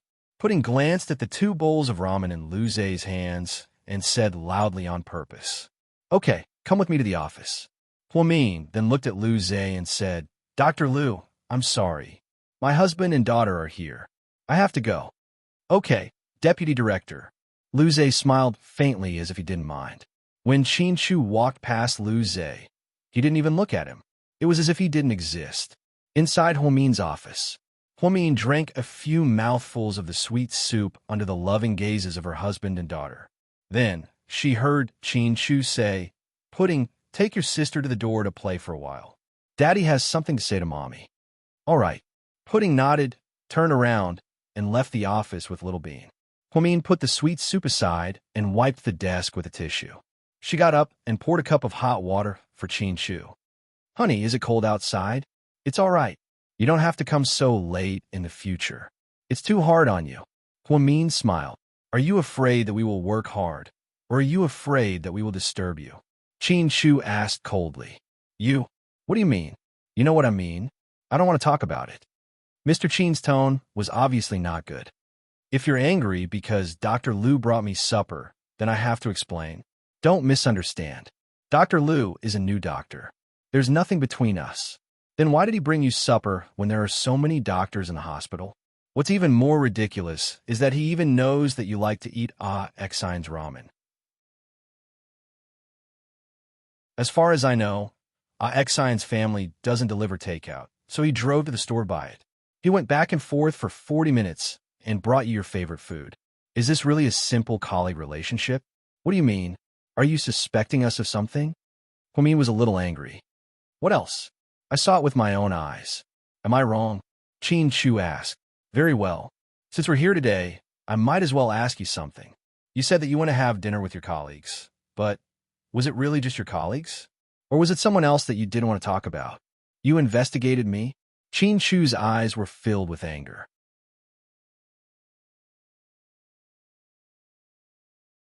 Chapter 25:20. What a joke. Do I need to investigate you? The internet is so advanced now. The picture of you guys eating appeared on Zhang Manlin's WeChat Moments and spread all over the hospital. Now, all the colleagues in the hospital are saying that Zhang Manlin is capable of inviting President Qin to dinner while I, the first wife, am still working overtime like an idiot. Haha. So what are you trying to say? I'm trying to say something. Don't suspect me all the time.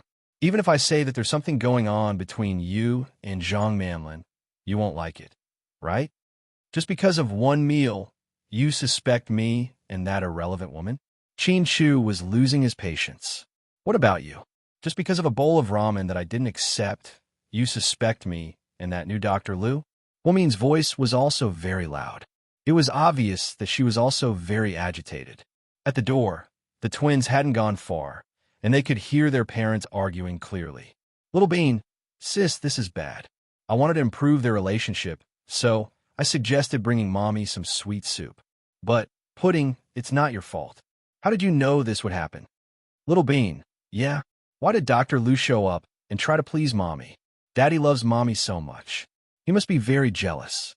Pudding, there's a big problem between Mommy and Daddy. I think even if today's incident didn't happen, they wouldn't be able to hold it in for much longer. Little Bean, what do you mean, sis? Did you find out something? Pudding, nothing. I just feel like something's wrong. Little Bean, I think so too. What are you worried about? They won't divorce, right? Pudding, are they married? Little Bean, Pudding, it's not a matter of divorce. We have to figure out what the problem is. Little Bean, I'm afraid that's a bit difficult. Mommy and Daddy don't like to talk much. It's not easy to ask them anything.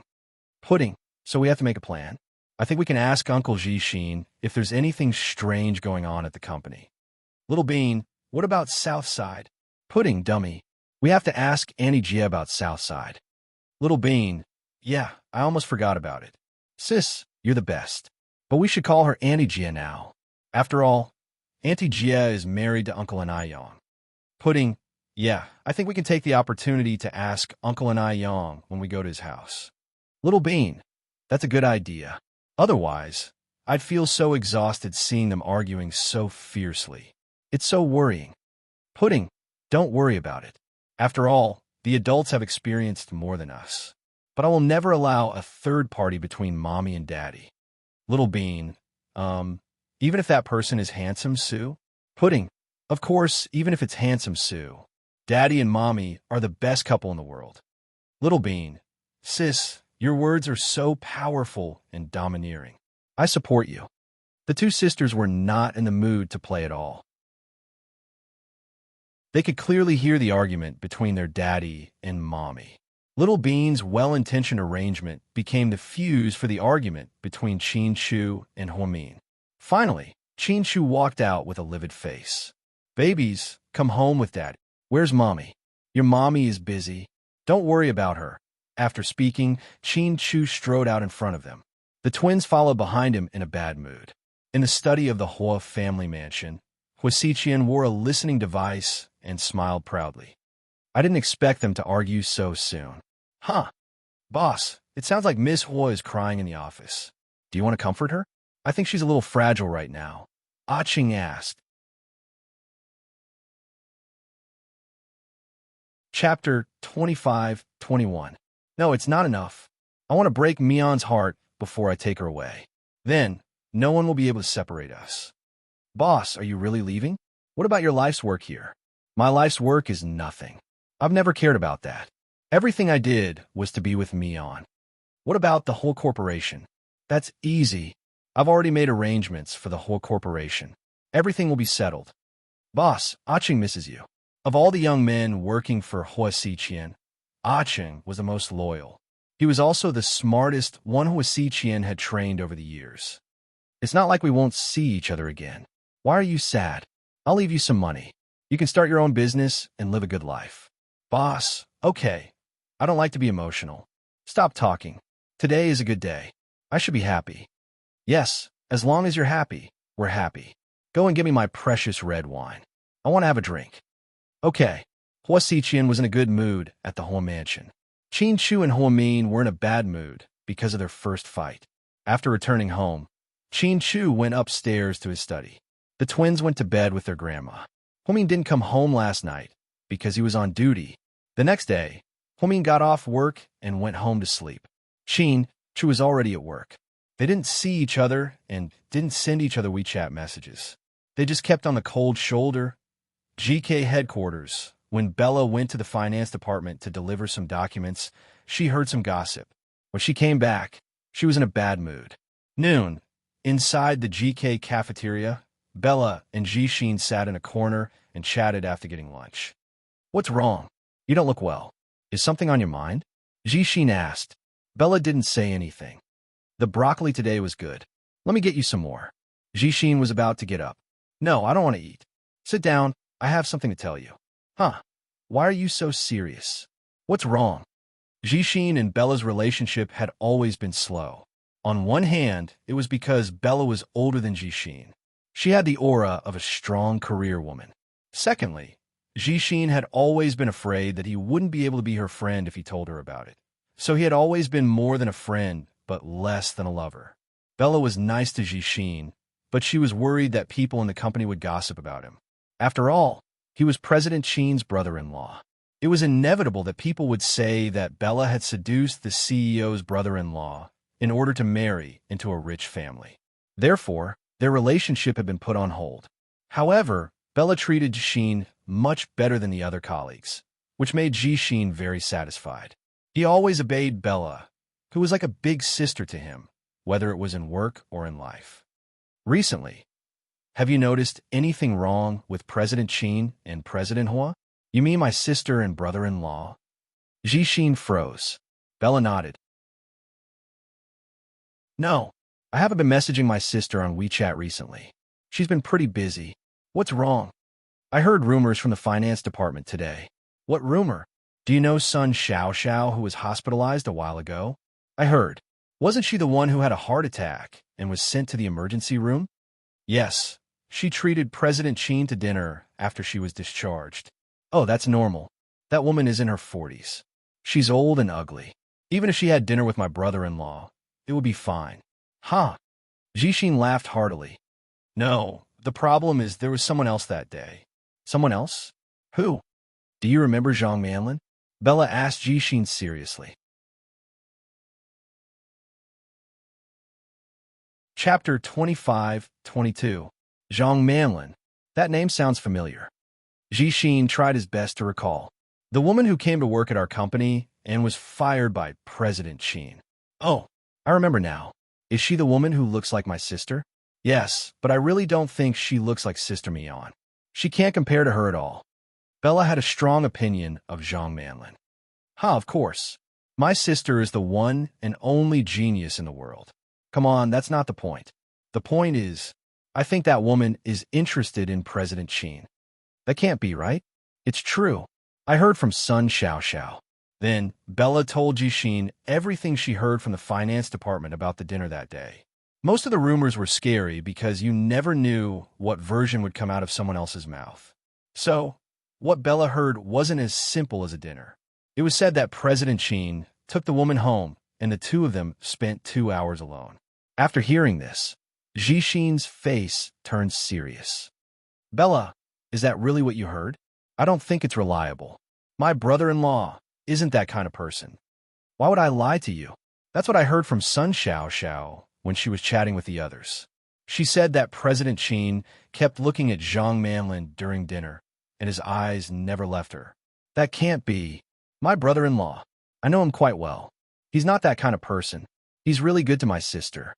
In the past, even when Mayor Song's daughter offered herself to him, he didn't want her, let alone an inexperienced young lady. It's a little unbelievable. Jixin, don't forget that Zhang Manlin has something special about her. What? She looks like Sister Mian when she was young. It's hard to say if President Qin didn't get lost in her or bring back memories of his youth. You don't say. You do have a point. Yeah, that woman is very scheming. So, I advise you to go and see Sister Mian when you have time and tell her about it. It's best if there's no sign of it. If there is, it's best to nip it in the bud. Don't let an irrelevant woman affect your relationship. Okay, I'll go see my sister after work. All right. After Huamin got off work, he went straight upstairs to sleep. When he woke up, it was already 12:30 in the afternoon. Mian, you're awake. It's time to eat. Oh, okay. Mom, where are the kids? Huamin looked around, but he didn't see the twins. She was picked up by an Aiyang. He said that they were going to the new villa that an Aiyang bought. Lady Qin replied, "Huh, these two brats. Why didn't they tell me? I've already ordered a meal for you. Hurry up and eat downstairs." "Thank you, Mom." Huamin looked at his mother-in-law gratefully, then went into the bathroom to wash up. When she went downstairs to eat, she received a WeChat message. "Zhu Lingling, girl, are you there?" Huamin, yes. Zhu Lingling. "I heard you had a fight with Mr. Qin recently?" Huamin, Zhu Lingling, say something. "Really? Huamin, how come you're so well informed? Did Qin Chu tell Gao Ran, and Gao Ran told you?" Zhu Lingling, my director Gao isn't that gossipy. "Huh, I heard it from my son." Huamin, your son, Zhu Lingling. "My son heard it when he was texting with Little Bean. I wanted to ask you, is it true?" Huamin, so my daughter told your son? Huamin was a bit dumbfounded. Were all kids nowadays this crazy? Chapter 25-23. Is it true or not? Zhu Lingling was still asking.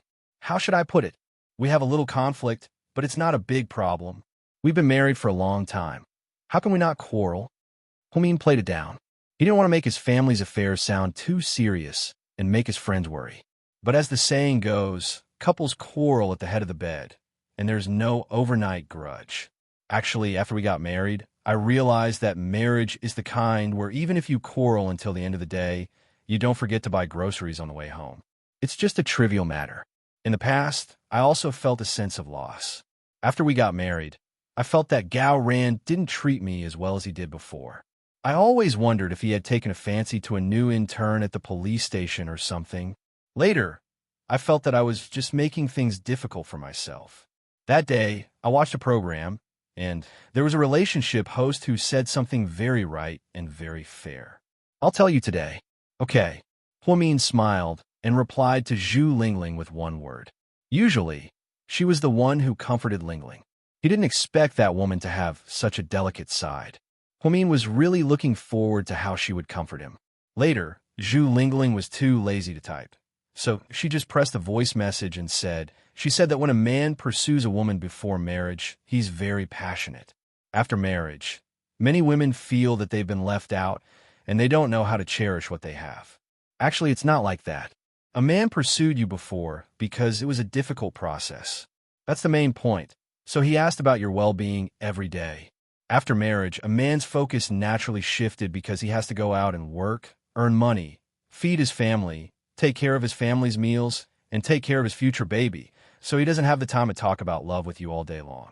The shift in focus isn't because he doesn't love you anymore, but it's a natural process of turning love into marriage.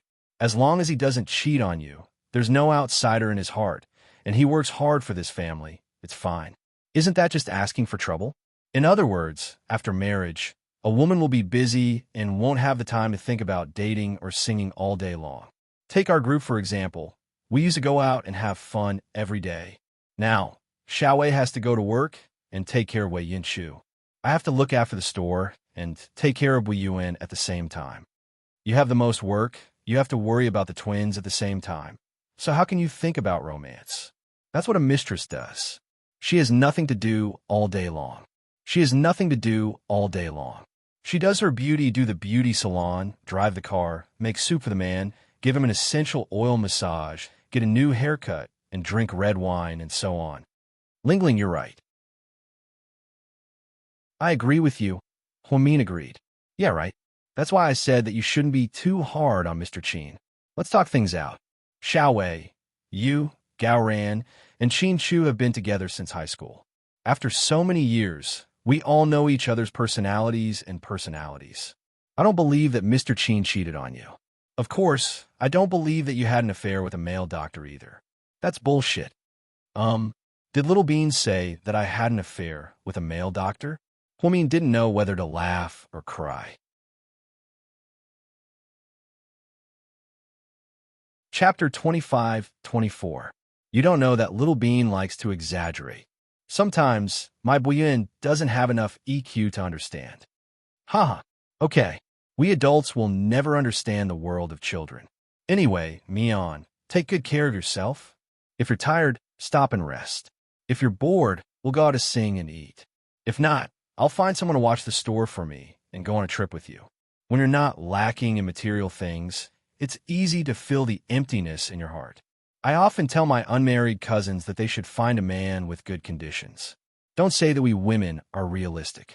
The problem is that in today's society, those who aren't well off don't necessarily love you wholeheartedly. So, it's better to find a man who's financially capable. At least he's rich. What? Huamin asked curiously with a smile. After thinking about it, I still think that money is the most reliable thing. Otherwise, when I'm in a bad mood, I can only buy 2 bottles of beer and a bag of chicken feet and cry on the side of the road. If I have money, I can line the beautiful mountains and rivers, soak in a hot spring, wear a facial mask, and cry while drinking red wine. If I have money, I can cry in New York, London, Rome, and Paris. I can cry as I play. I can cry as I want and as long as I want. If I don't have money, I can only hide in my bed. Why would I want to buy beer and chicken feet? Haha, who said that? Isn't that too sarcastic? Huamin chuckled. It's a netizen. She's so smart. I think she's right. Although she married my Gao Ran out of love, I have to admit that Gao Ran's family background saved us many years of hard work. He has a good job and a bright future. As for me, I have money to open a store, live in a mansion, and drive a luxury car. I'm very satisfied. You're even more so. You can marry the man you love and live in a luxurious mansion like South Hill Manor. So many women envy you. So let's all be good. Don't cause trouble whenever you don't like it. Lingling, I didn't cause trouble. This time, I'm not the problem. Is Mr. Cheen really cheating on you? Mr. Cheen didn't cheat on me. It's not like that. Maybe we haven't talked much lately? Then let's find an opportunity to sit down and have a good chat. Husband and wife are so close. What can't they talk about? Yes, I also plan to have a good talk with him when I have time. That's good. I'm relieved that you're okay. I'll go make lunch for Buyuan. Talk to you later. All right. After putting down the phone, Huamin's mood improved a lot. Zhu Lingling, her best friend, could always bring her joy when she was in a bad mood. Therefore, in this world, family, friendship, and love are indispensable. At this thought, Huamin began to miss Lu Yin, that sister who always lived in the rain of bullets, that little girl who came and went like a ghost. I wonder how she and her father are doing.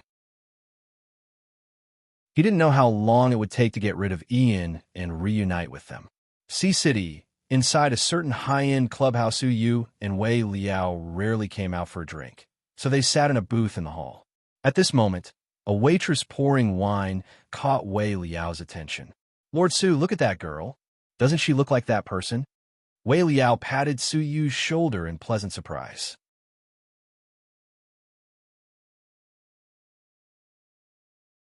Chapter 25-25. A little. From afar, Su Yu was dumbfounded as he looked at the side of her face. Suddenly, he thought of a figure that he had accidentally seen on the street a while ago. It seemed that he was not mistaken. Hey, Lord Su, where are you going? Wei Liao looked at Su Yu and walked over. After Zhang Manlin put down the drinks, she turned around and accidentally bumped into Su Yu. Sorry. You.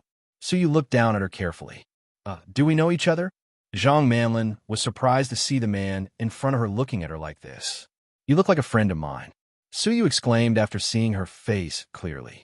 Looking at her up close, they did look alike, especially the micro-expressions and small movements between her eyebrows. However, she looked more like a younger version of Huamin. Her entire body was filled with the energy and vitality of a young girl. Are you talking about Huamin? Zhang Manlin asked with a smile. You know her? Su Yu was even more surprised.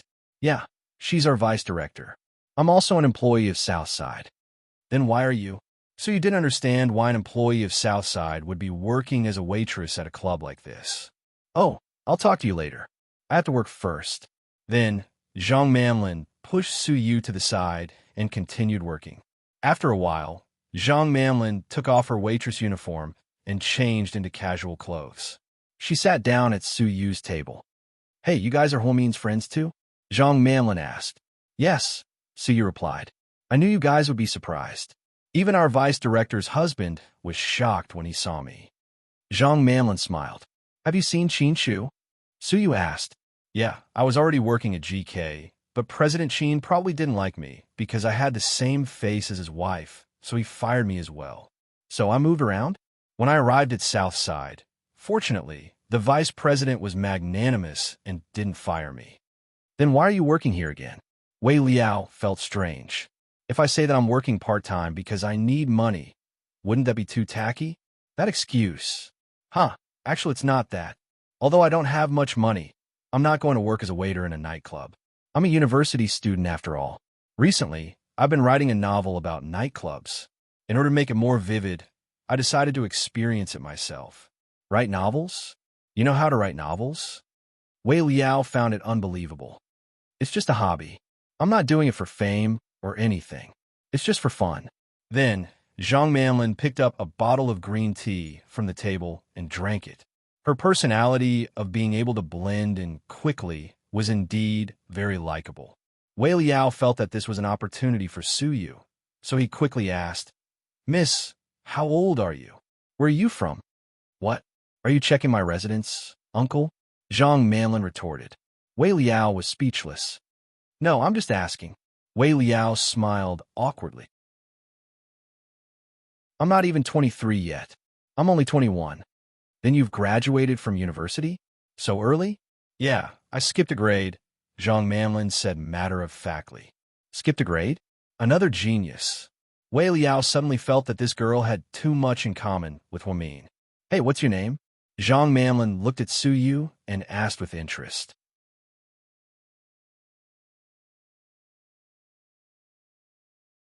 Chapter 25-26.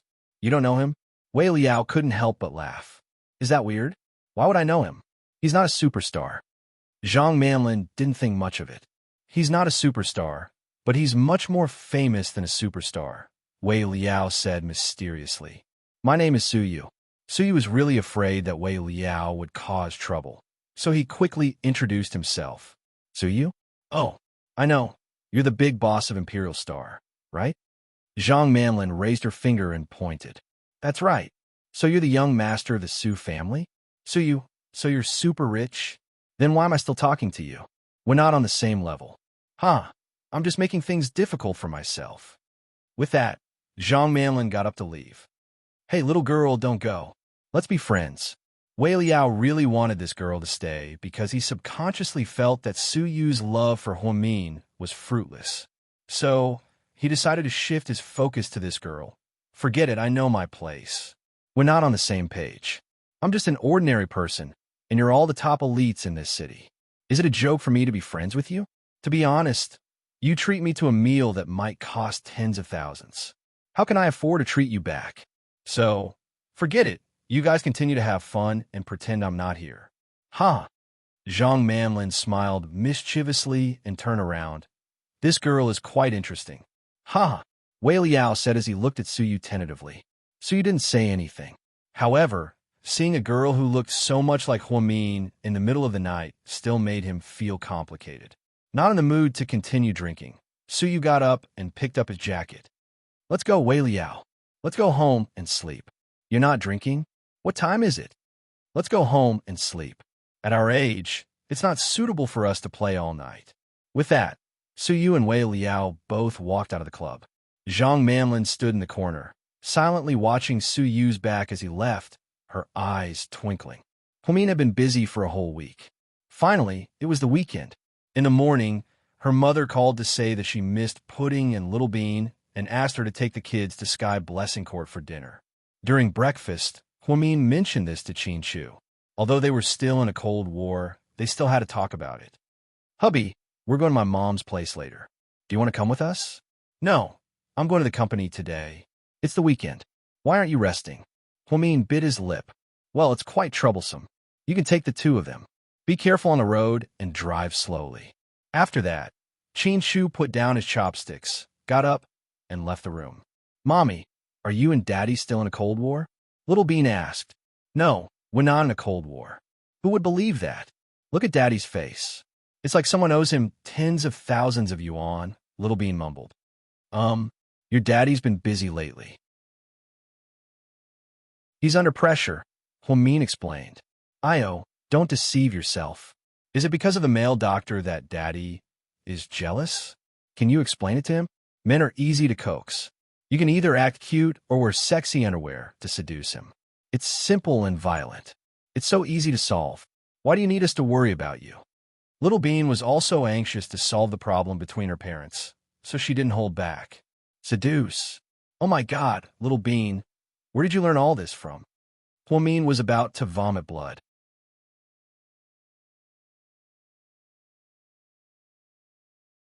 Chapter 25-27. Mommy, that's not the point. The point is, we're worried about you too. Little Bean cleverly changed the topic. What are we doing? Huamin laughed as he ate. The atmosphere in the house is so weird. It's so scary. I think our little brother is going to be a goner. Don't think too much, okay? Mommy and Daddy are fine. Huamin didn't want to talk to his daughter. After dinner, he said goodbye to his in-laws and drove the twins to Sky Blessing Court. Uncle Jixin. As soon as he walked in, Jixin picked up the twins with each hand. He was as strong as Hercules. Oh, I missed you guys so much. Where's Mom? She went to the market to buy seafood for you. I'm about to throw up from eating seafood. Don't let her buy it. I told her, but she wouldn't listen. Every time you come home for dinner, she has to prepare fish, shrimp, and crabs. She's so biased. I'm like a free gift, Jixin complained. After Huamin walked in, he helped his mother clean up the living room, wipe the floor, and wipe the kitchen. Pudding and Little Bean were watching TV, eating snacks, and having a good time. In the kitchen, Huamin used rubber gloves to wipe off the oil stains on the kitchen hood. Jixin walked in and walked to Huamin. Sis, what? I have something to tell you. Jixin touched his nose. Go ahead, Huamin replied as he wiped. Stop working. It's important to you. I have to be formal. You have to listen carefully. Okay, go ahead. Hearing Jixin's words, Huamin smiled helplessly. He took off his gloves, put them aside, and washed his hands. Sis, Bella and I have been talking about something for the past few days. What? About Zhang Manlin and my brother-in-law. Huamin, you know Zhang Manlin, right? She's working right under your nose. I think there's something wrong between her and my brother-in-law. Jixin, I've known your brother-in-law for years. I know what kind of person he is. I used to think so too, but recently there have been a lot of rumors in the company. Even someone as smart as Bella couldn't stay calm. She kept asking me about it, and she wanted me to tell you to be more vigilant. I think you should take some time to check brother-in-law's phone to see if he added that woman on WeChat or sent her red packets. These are all evidence. And then? So what if they found out? And so what if they didn't? This is your own business. It's between you and your husband. How you decide is your own business. But you can't ignore our advice just because you trust your husband. I also believe that my brother-in-law isn't that kind of person. But everyone is talking about it. Anyway, it's quite annoying to hear it. After all, some things aren't groundless. All right, I got it. Sis, you have to keep this in mind. Okay, I know. But you can't tell Mom. She'll be worried about you, okay? Huamin warned. I know. You don't have to tell me that. What can't you tell me? Why are you two being so secretive? Yang Meiyerong walked in with a bag of food. Yeah, my sister recently spent over 100,000 on a new bag. She didn't want you to feel bad about the money, so she didn't want to tell you. Jixin changed his mind quickly. Is that so? Yang Meiyerong looked at Jixin and then at Huamin in confusion.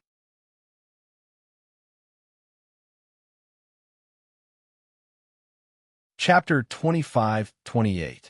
Yes, Jixin is right, haha, Huamin said vaguely. If it's just a bag that costs a few $100,000, I wouldn't care. You can buy it if your husband is rich. Haha, Mom, you won't scold me, right? Huamin hugged his mother's neck. No, I won't. You're not like you used to be. You're the vice director now. How can you carry a bag that costs 100 yuan? Mom, You understand me better and better. Huamin kissed his mother's cheek. Okay, okay, you two don't cause trouble. Get out, I'll cook. Every time the kids ate at home, Yang Mei Erong was the happiest. She was busy, but she enjoyed it. After their mother came back, the siblings didn't talk about it anymore. Instead, they chatted in the living room and ate some fruits and snacks. Before lunch, Huamin's phone buzzed. She picked it up and saw that it was a WeChat message from Hua Yinyan. There was only one picture, and it was of Qin Shu and Zhang Manlin drinking coffee. Although it was a bit far away, the pixels were clear, so it was easy to recognize. What's going on? Huamin asked Hua Yinyan. I saw her when I was shopping. I thought it was you from afar, but then I realized her style didn't match. You couldn't be wearing a short skirt and sneakers. Then I took a closer look and realized it was a student who looked a lot like you. But did you know that Mr. Qin was drinking coffee with her? It turned out that Hua Yinyan was tipping off Hua Mian. Ever since Hua Min met with Hua Xiqian in private to save her daughter, the two hadn't contacted each other, and their relationship had become a bit strange. Now, that Hua Yinyan saw this and told Hua Min about it. Hua Min didn't know what she was thinking. MHM, I know. Who's that woman? Your relative? Hua Yinyan asked. Nope. That's strange. She looked a lot like you, especially you from many years ago. Hua Yinyan didn't forget to exclaim.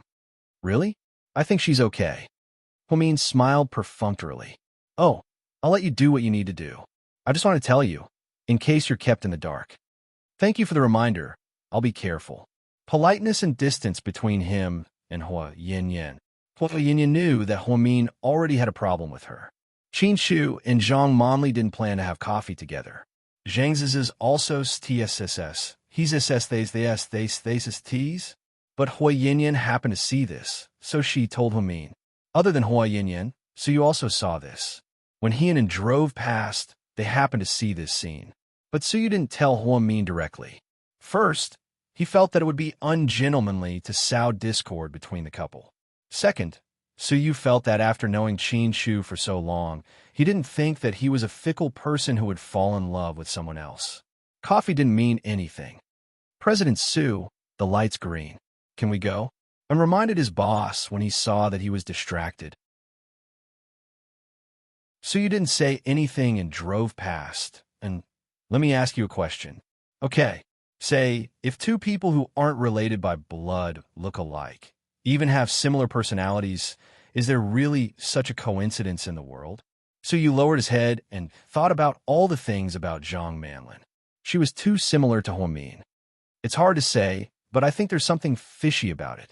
What's wrong, President Su? Did you notice something wrong?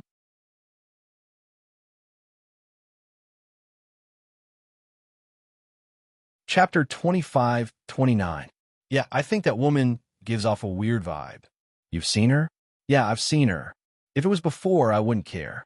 But now that she's with Qin Shu, I think it's intentional. Suyu's expression was serious. President Su, what do we need to do? How about this, Shaoan? Help me find out the woman's bottom line. Find out everything. Okay. Suyu was a cautious person. He wouldn't throw himself at a woman just because she looked like Hua Min. Instead, he felt suspicious, so he asked them to investigate. Late at night, inside the study of the whole mansion, Boss, she's here. Let her in. Yes. Soon, Acheng walked in with Zhang Manlin. Without the halo of finance from the day, Zhang Manlin looked especially cold at night. She wore a black windbreaker with her long hair down.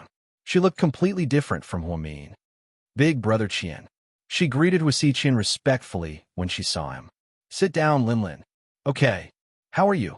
Tired? Hua Xiqian asked with a smile. Big brother Qian, what are you talking about?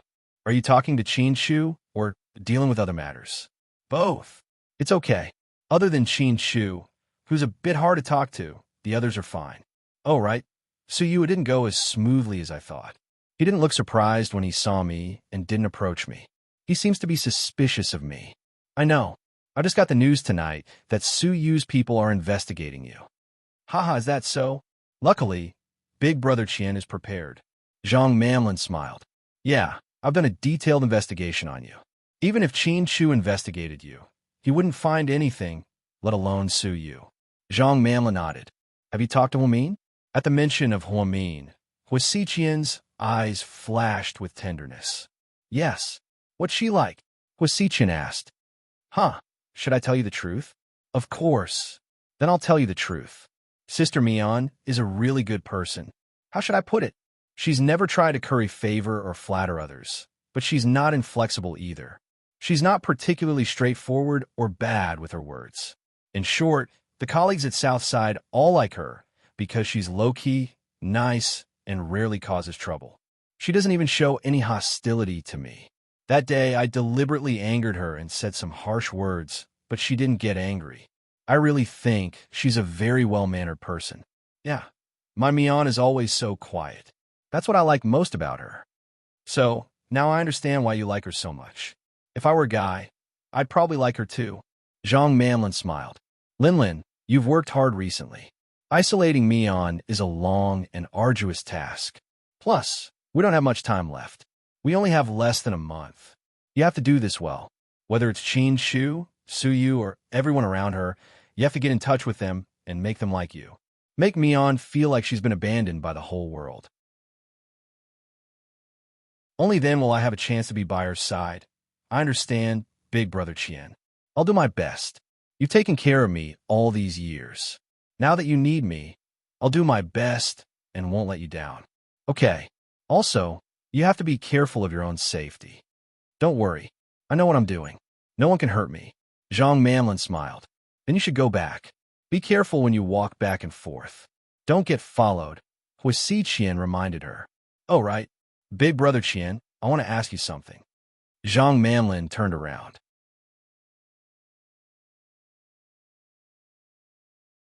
Chapter 25:30. Go ahead. You have 1 month. It'll be great if we succeed. But if we fail, what are you going to do? I have my own plans. You don't have to worry about it. Okay, I got it. Ah-Chung, take Linlin home. Yes, boss. After Ah-Chung and Zhang Manlin left, Huasiqian leaned back in his leather chair and sighed. If Zhang Manlin failed her mission and failed to drive a wedge between Qin Shu and Huamian by the end of the 1 month Ian had given her, then Huasiqian would have to start Plan B. Then, it would probably be another bloodbath. When Suyu returned home that night, he received a call from him. He said that he had investigated but couldn't find anything. It was really strange. At this time, Wei Liao sent him a private message on WeChat. Wei Liao, Lord Su, are you asleep? Suyu, not yet. What's up? Wei Liao, let's talk. Suyu, talk about what? Wei Liao, the girl who looks like Huamin. Suyu, what's there to talk about? Wei Liao, Lord Su, I think this is your chance. Suyu, what chance? Wei Liao, damn, don't play dumb with me. You've liked Huamin for years and know that it's not going to work out. You've been in love with him for years and you don't go on blind dates or find a girlfriend. Everyone in the circle thinks you're gay. Even Annie, Sue secretly asked me about my sexual orientation. So, I think you need to give everyone an explanation. Suyu, so, what should I do? Wei Liao, I think this girl is perfect for you. Think about it. She looks like Mian and has the same personality. She's young and mature. She's perfect for you. Suyu, so, if I can't get the real thing, I'll buy a fake. Wei Liao was speechless. Wei Liao didn't know whether to laugh or cry at Suyu's words. Hubby, who are you chatting with on WeChat? Why are you so passionate? Jiang Xiaowei walked over with a face mask on her face and leaned her head on his shoulder. Am I not advising Lord Su? What's going on? Jiang Xiaowei was the only one who didn't know about Zhang Manlin. Wei Liao then told Jiang Xiaowei about the day he saw Zhang Manlin. Then, he shared his opinion. Finally, he asked, Honey, do you think I did the right thing? I think you're a bit of an idiot, Jiang Xiaowei said seriously. Wei Liao was speechless. Honey, you can't judge people like that. I don't want to criticize you, but hubby, you look like a smart person. How can you have such unreliable thoughts? Lord Su likes Mian because she's unique. Just because they look alike and have similar personalities doesn't mean they can replace each other. If he could fall in love with someone else so easily, then it wouldn't be true love, right? That's just interest. I'm just worried about Lord Su, but Lord Su's matter isn't urgent. But after you said this, I'm very curious. What does this woman look like? I really want to meet her. Why does she look so much like Mian? Yeah, I was shocked. Really? She looks like a younger version of Huamin. Wei Liao commented. That's weird. Huh. I'll find a chance to meet her when I have time. I hope it won't be a mess. Jiang Xiaowei was a meticulous woman. She didn't take things too simply. Huamin knew about Qin Shu and Zhang Manlin drinking coffee, but he didn't mention it again. When he got home, he put the twins to sleep and went back to his room. After Qin Shu came back, the two fell asleep without saying much. The next morning, Mian, are you working overtime tonight? Not necessarily. Why? At the breakfast table, Huamin looked at Qin Shu with a sandwich in his hand.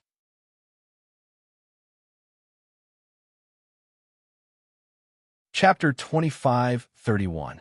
There's a business cocktail party tonight. I think we should go together. Oh, I'll go when I'm free.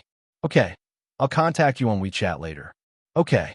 Huomi nodded and drove to work after breakfast. Qin Shu also left home. After her parents left, she took out her phone and video called Su Yu. Pudding. Handsome Su, where are you? I'm on my way to work. Can Little Bean and I go find you later? What's wrong? Nothing. I'm just bored at home and I miss you. Okay, I'll pick you guys up after the meeting, Su Yu said. Okay, we'll wait for you at home. After hanging up, Su Yu continued driving. Suddenly, a red light appeared in front of them. Su Yu stepped on the brakes, but was a little too late. He almost hit someone. With a screech, the car stopped just in time. A woman in a beige windbreaker turned her head and looked at Su Yu. It's her. Seeing the woman, Su Yu opened the car door and walked out. Huh, it's you. It's you. Su Yu looked at Zhang Manlin.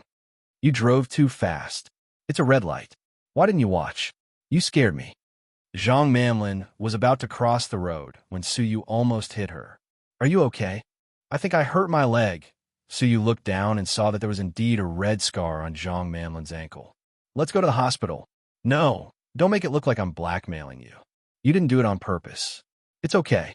Then, Zhang Manlin walked with a limp. Maybe it was because of her high heels. She lost her balance and fell backward. Luckily, Su Yu reacted quickly and caught her. No, you're already like this. I'll take you to the hospital. I work at the hospital. Take me to Southside. I'll go straight to work after the checkup, Zhang Manlin said. Okay. Su Yu nodded and drove Zhang Manlin to Southside.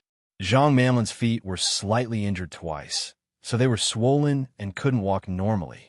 Therefore, Su Yu helped her out of the car and walked into the hospital step by step. Oh, Linlin, what's wrong?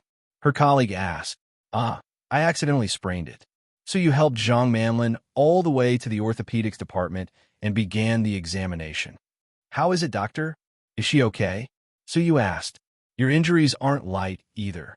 Does it hurt? The doctor asked. Zhang Manlin shook her head. Not bad. Young lady, you're really good at enduring. It's already so red and swollen, yet you still say it's okay. It must be very painful. I'll correct it for you first. Bear with it a little. Remember to apply some alcohol every day and take some oral anti-inflammatory medicine. Okay, thank you, doctor. Sit down. I'll get the medicine for you. Su Yu felt a little guilty. After all, he was distracted while sending a WeChat message and bumped into Zhang Manlin, causing her to hurt her feet. Therefore, he ran out to pay and get the medicine. When he came back, he bumped into Huamian, who was coming out of a meeting. Hey, Su Yu, why are you here? Huamian was surprised. Before Su Yu could finish his sentence, Zhang Manlin limped out of the room. Su Yu, did you get the medicine? I did. Here you go. Su Yu handed it to her. You guys know each other? Huamian was a little surprised. It was too sudden. Deputy Director, I can't talk to you now. I don't have time. I have to report to the finance department. Huh. Su Yu, can you help me to the finance department? Zhang Manlin looked at Su Yu pitifully. Okay. Su Yu turned around and helped Zhang Manlin upstairs. Huamian suddenly felt uncomfortable.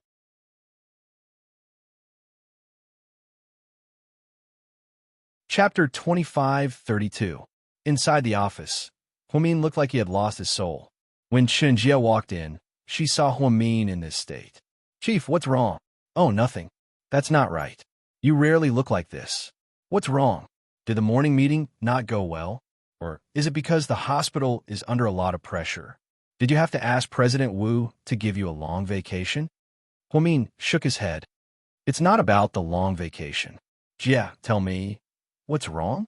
Chen Jia poured Huamin a glass of water. Don't you think Zhang Manlin is loved by everyone? Why are you talking about her all of a sudden? Tell me about it. Huamin lowered his head and took a sip of water. If you ask me, Zhang Manlin is really scheming. On the surface, she seems to get along well with everyone, but in reality, no one knows what she's thinking.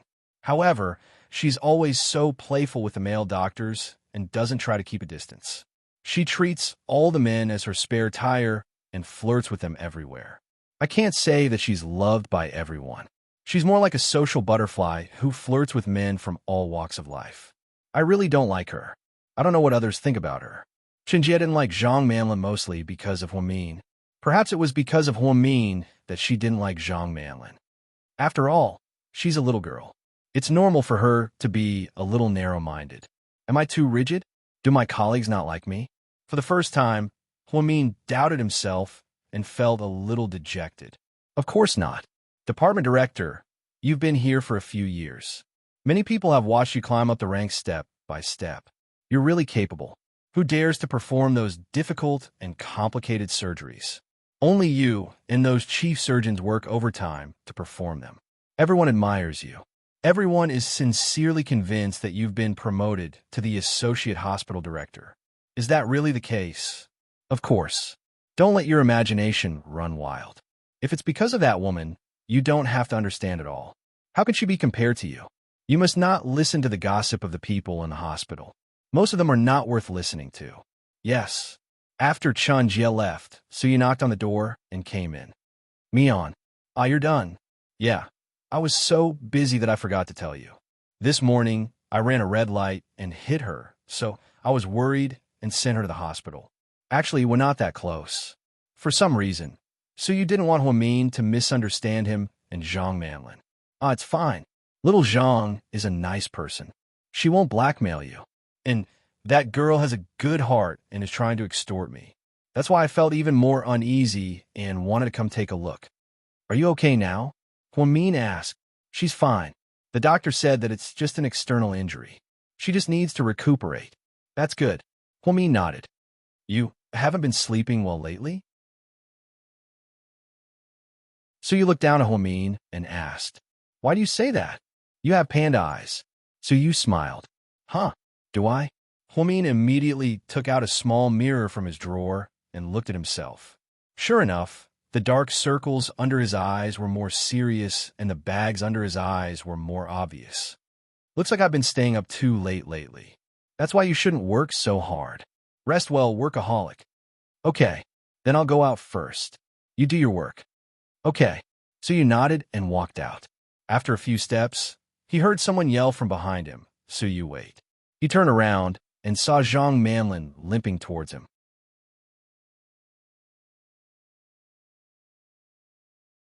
Chapter 25:33. What's wrong? Why are you giving me this check? Zhang Manlin waved the check in front of Su Yu's eyes. To make it up to you, what happened today was my fault. Otherwise, you wouldn't have gotten hurt. It's just a small token of my appreciation. You didn't abandon me either, right? You took me for a checkup, bought me medicine, and gave me 200,000 yuan. Do you have too much money to spend, or do you think I won't cause you trouble in the future? Don't worry, I'm not that kind of person. Even if I'm crippled in the future, I won't cause trouble for you. That's not what I meant, so you explained calmly. Then what do you mean? So what if you have money? You think you can humiliate me with a check? I'm not buying it. Take your check and leave. Jeez. After putting the check in Su Yu's hand, Zhang Manlin shoved Su Yu roughly, proving that she was really angry. At that moment, her stubbornness made him feel as if Huamian was by his side. When he first met Huamin, they also fought like this. It was very unpleasant, but in the end, Su Yu didn't come back to his senses until Zhang Manlin was far away. He put away the check and left Southside without saying anything. Because of the delay in sending Zhang Manlin to the hospital, he waited for a long time at the company. By the time he remembered to pick up Pudding and the others, it was already late and the kids were napping.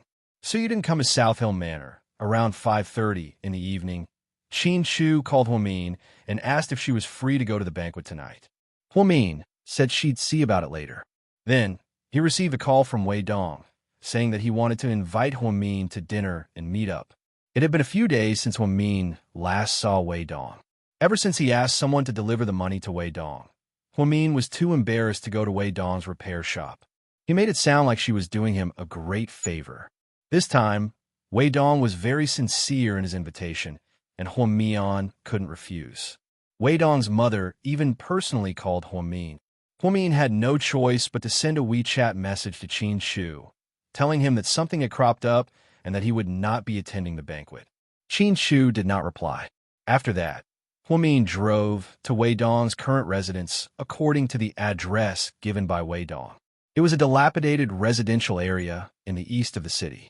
The mother and son rented an old house with 2 bedrooms and a living room that was less than 60 square meters in size. The kitchen and bathroom were very old, but they were very clean.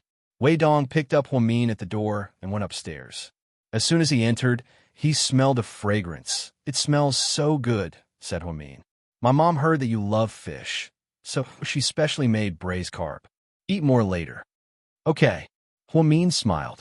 On the way here, they passed by a fruit stall and bought some fruits and drinks. Wei Dong carried them upstairs. "Mom, my classmate is here." After Wei Dong finished speaking, an older middle-aged woman walked out. Her body was slightly plump. He was wearing a floral shirt and black trousers. "This must be Huamin, right?" Wei Dong's mother's voice was very bright. "Hello, Annie." "Hey, hello. Have a seat. There's one more dish. It'll be ready soon. Let's eat." "Auntie, you don't have to be so polite. Just eat something. It's too much trouble." Huamin was a little embarrassed. "It's no trouble at all. Wait a moment, Dongzi," talked to Huamin. "Okay, let me wash some fruits for you," said Wei Dong. "It's okay. I really don't want to eat." "All right. Why did you ask me out for dinner today?" asked Huamin with a smile. "I have good news for you in a bit," said Wei Dong mysteriously.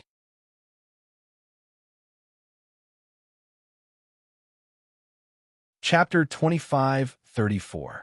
What's the good news? Huamin was curious. "I'll tell you in a bit. Let's eat first." Wei Dong purposely beat around the bush. Huamian took a closer look at Wei Dong. He was no longer as down and out as he was the other day. His white shirt was clean and tidy, and he looked radiant. Just then, Wei Dong's mother came out with the dishes. "Okay, it's time to eat. Dong, get Mian a bowl and chopsticks." "Okay." The mother and son busied themselves with the dishes. When all the dishes were on the table, the 3 of them sat around the small dining table. Huamin glanced at the dishes. There weren't many dishes, only 4. One was braised carp, one was stir-fried pork with garlic, one was tiger skin green pepper, and the other was stewed beef brisket with tomatoes. Although it was a simple home-cooked meal, it smelled very fragrant and had the flavor of that era. "Kid, are you hungry? Hurry up and eat." Wei Dong's mother smiled at Huamin. "My mom's really good at cooking. Try it." Wei Dong kept putting food on Huamin's plate. Huamin couldn't refuse such kindness. He lowered his head and ate. The food was indeed delicious, even more authentic than his mother's. "How is it?" Wei Dong asked. "It's delicious," Huamin praised from the bottom of his heart. "Eat more if you like it," Wei Dong's mother said as she put food on Huamin's plate. "It's okay, Annie. I can't finish this much. Don't keep putting food on my plate. I'm embarrassed." "It's okay. Eat more. Look at how skinny you are." "Thank you, Annie." After some pleasantries, the 3 of them ate and chatted. Wei Dong was in a good mood. He even drank a bottle of beer. Near the end of the meal, Wei Dong's mother suddenly stood up and knelt down in front of Huamin. Huamin didn't know what to do. "Kid, it's all thanks to you that Dong can turn things around." "Thank you. I'm really grateful." "Auntie, what are you doing? Get up. I don't deserve this." Huamin was also anxious. Because he was not as heavy as Wei Dong's mother, he could not exert any strength. "Last month, I almost ran out of money for my medicine. Dongzi went to borrow 1,000 yuan from his old friends, but they didn't lend it to us. We don't blame them. After all, people in this society are realistic. So when I found out that you were willing to lend Dongzi so much money, I really didn't know what to say. Anyway, thank you. Our whole family will never forget your kindness." "Auntie, please get up first. I can't stay here with you like this. Mom, you should get up first. Hua Min is scared, Wei Dong added. Only then did Wei Dong's mother slowly get up. Hua Min helped her up. Auntie, I only lent him the money. He'll have to pay me back when he makes money. Plus, I think Wei Dong has a good head for business. If he works hard, he'll definitely be successful. You guys will be too. Thank you for trusting my son. To be honest, Dongzi has always liked you. When we were in school, he always talked about you. He said that you're smart, that you can always get first place even when you don't study. He also said that you're low-key and loyal. Anyway, it's all good things. Later, even try to pursue you. Ahem. Mom, let's not talk about the past. Wei Dong was very embarrassed. When the Wei family was doing well, they tried to pursue Hua Min, but he didn't even agree. Now that they were in such dire straits, it was ridiculous to talk about the past. Anyway, when I heard that you gave Dongzi so much money, I really didn't know what to say. Wei Dong's mother seemed very emotional. Auntie, it's nothing. We're classmates. I helped him out because we're classmates. Dongzi, did you tell the girl about that thing? Wei Dong's mother wiped away her tears and looked at her son. I didn't have time to tell her. You stole the show for me. Wei Dong smiled helplessly. Then hurry up and tell her. It's a good thing. You have to tell her. Wei Dong's mother egged him on. What is it? Hurry up and tell me. Hua Mian was suddenly very curious as she watched the mother and daughter singing the same tune.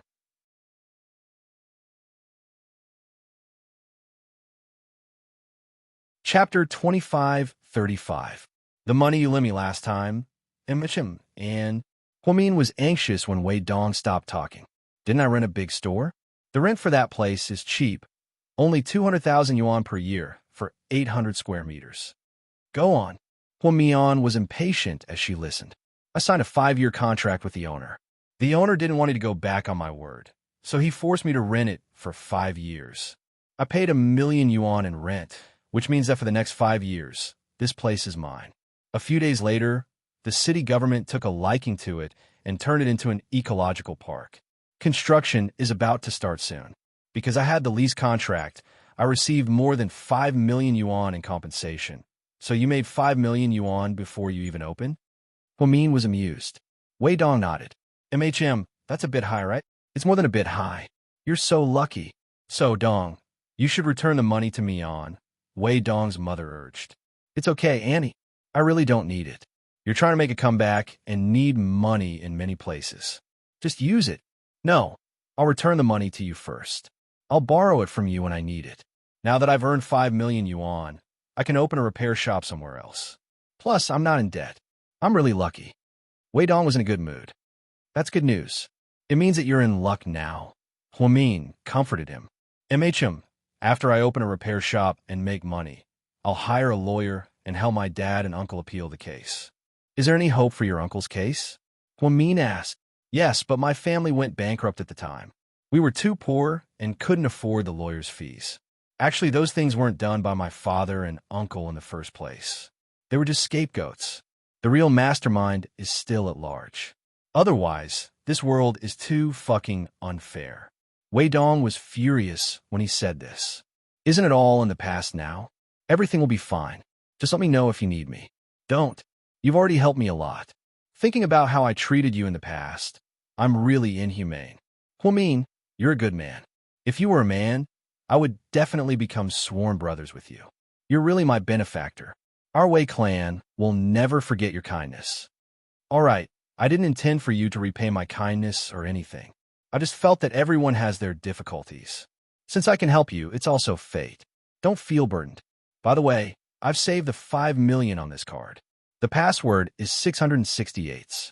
You could transfer the money directly to your account. Do you really have enough? Hua Min didn't take the money immediately.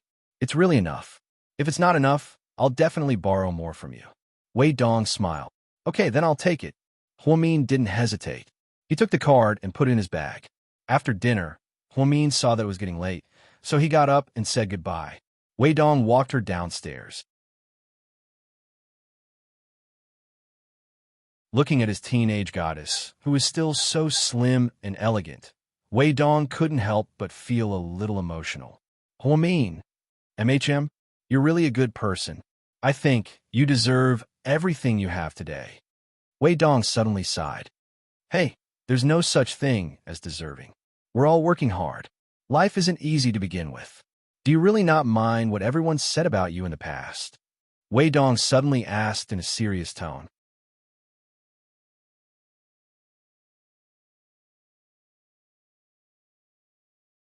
Chapter 25:36. What?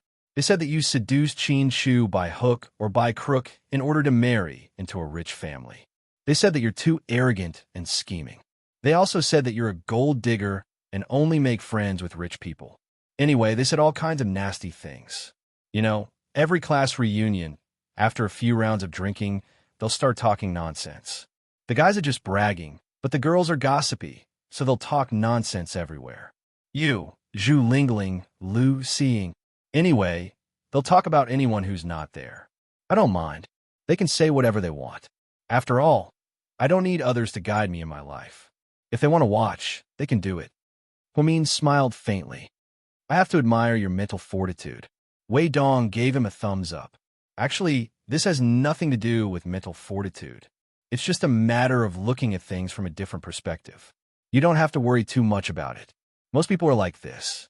People's mouths are the most unreliable. They can be good or bad. If you take it seriously, you're just asking for trouble. Yes, I used to eat and drink with them, and I thought it was quite interesting. But one day I became their laughingstock, and I couldn't laugh anymore. At that time, I clearly understood what it was like to be criticized by others. Although I didn't go to the last class reunion, I knew in my heart that they said that about me. To be honest, now that I have money and have made a comeback, according to my previous personality, I should have gone to find them for a meal and then show them that I'm doing well again. But after thinking about it, I don't think it's necessary. In the future, I want to be like you. I want to live a low-key life for my family and for the people I love. Anyway, take good care of your family. They've done the most for you. Also, you're not young anymore. When you're busy with your career, you should keep an eye out for good girls. You're my only son, and I want to have grandchildren as soon as possible. Look at my family. The twins are already a few years old. Yes, time is unforgiving.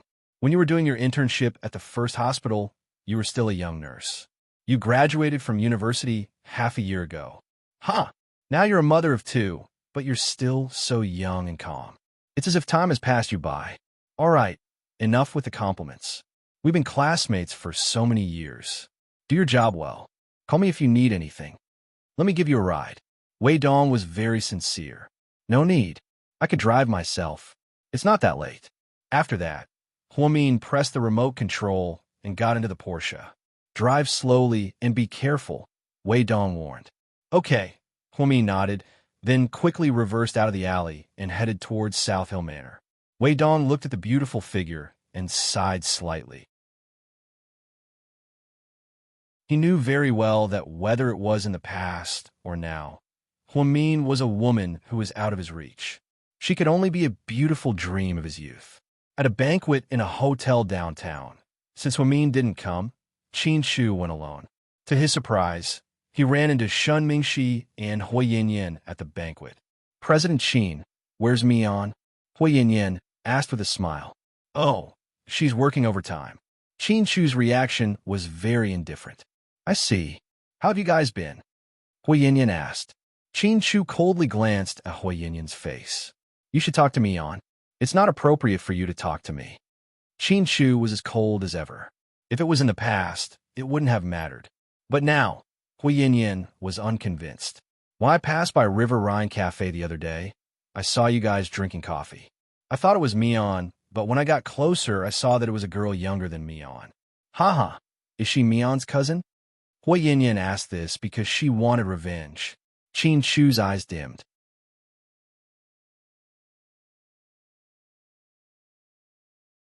Chapter 25:37.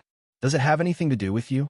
Qin Shu immediately saw through Hui Yanyan's thoughts, and his gaze turned even colder. I'm just asking. Why are you angry, President Qin? Haha, I don't know you that well. You better not act like we're friends. After speaking, Qin Shu turned around indifferently. Hua Yanyan was left behind awkwardly. Just then, Shen Mingxi walked over. What's wrong, Yin Yin? Oh, nothing. I just wanted to talk to Qin Shu for a bit. You're close to Qin Shu? Shen Mingxi was pleasantly surprised. Not really. I'm close with Mian, so we talk when we see each other. Hui Yin Yin flattered herself. I have a project that I need a development team for. I heard that GK has a group of excellent development teams. If I can work with Qin Shu, then it'll be easy. Yin Yin, do you want to introduce me to him when you have time? I see. Okay, but let's talk about it in a few days. Qin Shu and Mian have had some conflicts recently, so it's not a good time for me to talk about this. Okay, no problem. Shen Mingxi always chose to believe Hui Yin Yin's words. The two of them have been keeping a high profile recently because Hui Xiqian didn't have the time to talk to them. However, to everyone's surprise, Suyu is also here. Suyu hadn't attended a business gathering like this in a long time, so his appearance was a pleasant surprise to the organizers. So the big shots present all went over to greet him. Other than Qin Shu, everyone else saw Suyu as if he was the god of fortune. They tried to get a share of the benefits from him. Lord Su, Shen Mingxi braced himself and went over to greet him. To his surprise, Suyu didn't even lift his eyelids and didn't give him any face. Suyu was a man of his words. Ever since he broke up with Shen Mingxi last time, Shen Mingxi didn't give him any face. He deleted her WeChat, blocked her Weibo, and refused to pick up her phone. She blocked all her communication channels. She was really ruthless. Without Suyu to back him up, Shen Mingxi had a falling out with his family because of Hui Yin Yin, so his career wasn't going so smoothly. This time, he wanted to take the initiative to talk to Suyu, hoping that Suyu would give him some face, but he didn't expect that Shen Mingxi wouldn't give him any face at all. Shen Mingxi felt very awkward. Mingxi, Suyu, and you haven't reconciled yet? Hui Yin Yin asked in a low voice when she noticed that something was wrong. Shen Mingxi licked his lips and smiled awkwardly. No, Lord Su has a bad temper and abhors evil. Why did you say that? Everyone knows how much Suyu cares about Huamin. How would I know that woman is so important to him? She's someone else's wife, Shen Mingxi said helplessly. Okay, quiet down. If Suyu hears you, you'll be in big trouble. And didn't dare to offend Suyu, and she also didn't dare to talk about Huamin behind Shen Mingxi's back. After Suyu came in, he walked around and finally approached Qin Shu with a glass of champagne. Coincidentally, I met you here today. Otherwise, I would have asked you something. What is it? Qin Shu looked at Suyu and asked calmly. Are you close to Zhang Manlin? Suyu went straight to the point. Hearing Zhang Manlin's name, Qin Shu hesitated and didn't answer directly. How do you know her? It's a long story and can't be explained in 1 or 2 sentences. But I have to warn you, don't let your guard down around her just because she looks like Huamin. I think it's because they look alike that we have to be more vigilant. This woman is close to you and I, and she works under Hua, means knows and try to get into our circle. I think it's very strange, so you reminded Qin Shu.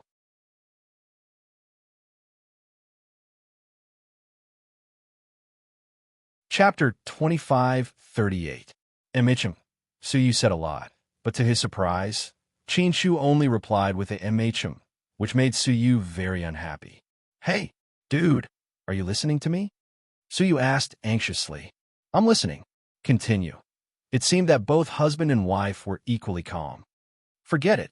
I know you and Huamian aren't idiots. You should know better than me about this kind of thing.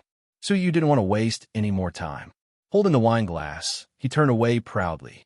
When Qin Shu drove home, it was already 9 p.m. The twins were still playing with their grandparents downstairs. Daddy, you're back? Little Bean ran over and hugged Qin Shu's leg. MHM. Facing his daughter's enthusiasm, Qin Shu couldn't help but dote on her. He picked her up. What did you eat with your sister? Grandma made us some organic vegetables. Is it good? It's okay. It's not as good as our professional chefs, but Grandma's love can't be ignored. Whoa, you're such a sweet talker. Sooner or later, you'll make us lose our sense of direction. Mama Qin laughed. Is Mommy back? Oh, she's back. She's taking a shower upstairs. Mommy looks tired, Little Bean said. MHM, you and your sister play downstairs. Daddy's going to go upstairs. Qin Shu carefully put Little Bean on the ground and went upstairs with his briefcase. What's wrong with Chu and Mian recently? They're acting weird. Mama Chin looked at her son and had a bad feeling. Maybe they're too busy? Mr. Chin guessed. Upstairs in the master bedroom. When Chin Chu walked in, Huamin just came out of the shower. His hair was still wet. Honey, you're back. MHM, what's wrong? Did the party not go well? Huamin looked at Chin Chu worriedly. Did you work overtime tonight? Chin Chu asked directly. I thought I would have to work overtime, but I didn't. Then, where did you go after that? Chin Chu asked calmly. I went to a friend's house for dinner. Because he didn't tell Chin Chu about borrowing money, Huamin didn't directly mention Wei Dong. Friend? What friend? Is it a man? Huamin was thinking about what to say so that Chin Chu wouldn't misunderstand. She then heard Chin Chu say, It's fine if you don't want to go to the party with me. It's good if you go home early to accompany your children. But why did you have to eat with another man and have such a good time? Huamin, what are you thinking? Are you tired of living a good life? What nonsense are you talking about? Huamin's face darkened. I'm talking nonsense. You've been photographed, and you're blaming me for talking nonsense? Chin Chu was a little angry. You managed to capture it? What do you mean? You got someone to follow me? Huamin was also angry. Do you think I'd be that bored if I followed you? Take a look for yourself. Chin Chu angrily threw his phone onto the bed. Huamin picked up Chin Chu's phone and looked at the front page of the entertainment news.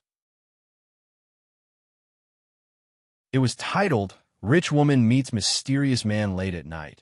Marriage in Emergency. There was a photo below that. It was a photo of Wei Dong walking her out and talking to her on the side of the road. Wei Dong's house was such a small alley, and there were paparazzi lurking around. Huamin didn't think that he was an internet celebrity or a celebrity. Why was every little thing on the news? What do you think? Explain yourself, my Dr. Hua. Chin Chu pointed at the news on his phone and scolded coldly.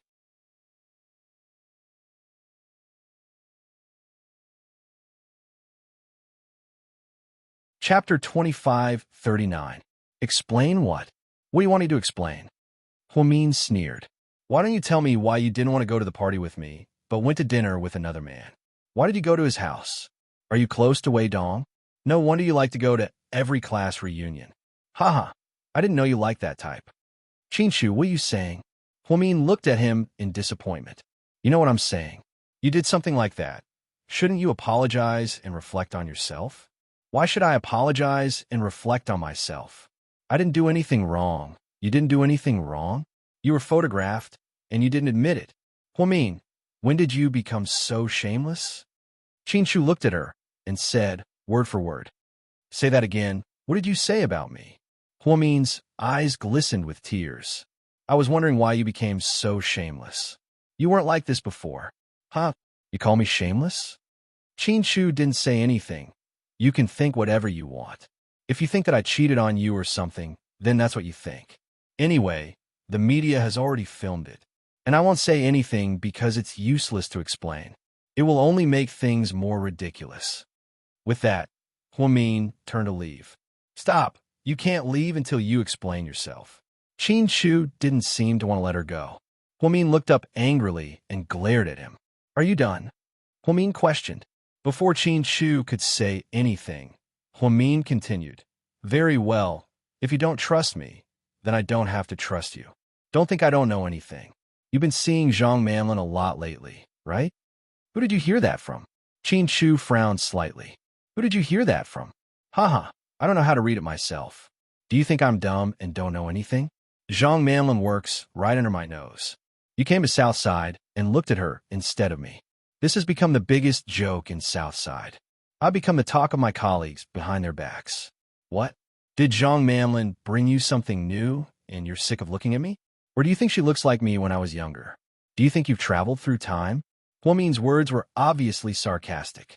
It's not like that. There's nothing going on between me and Zhang Manlin. Chin Chu explained.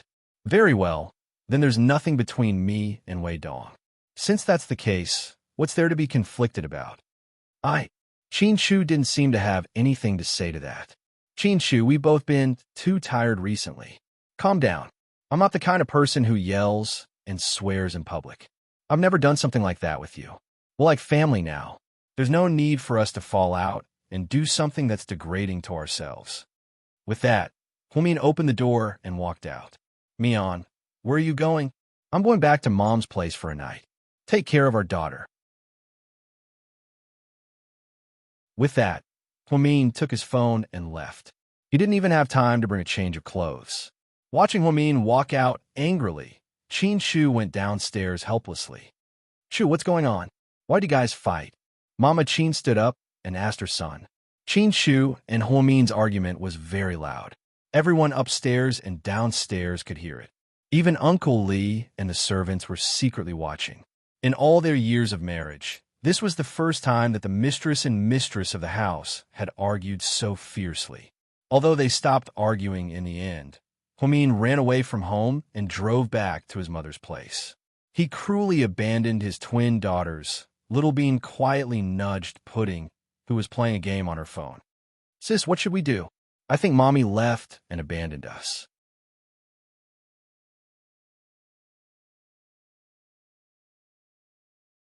Chapter 2540. I can't do anything about it. We can't interfere in the conflicts between adults. Pudding was famous for her calmness.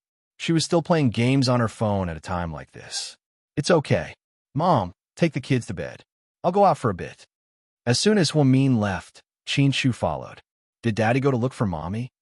Little Bean panicked. What's wrong with the kids? They were fine. Why are they like this? No, I have to go to the temple to pray.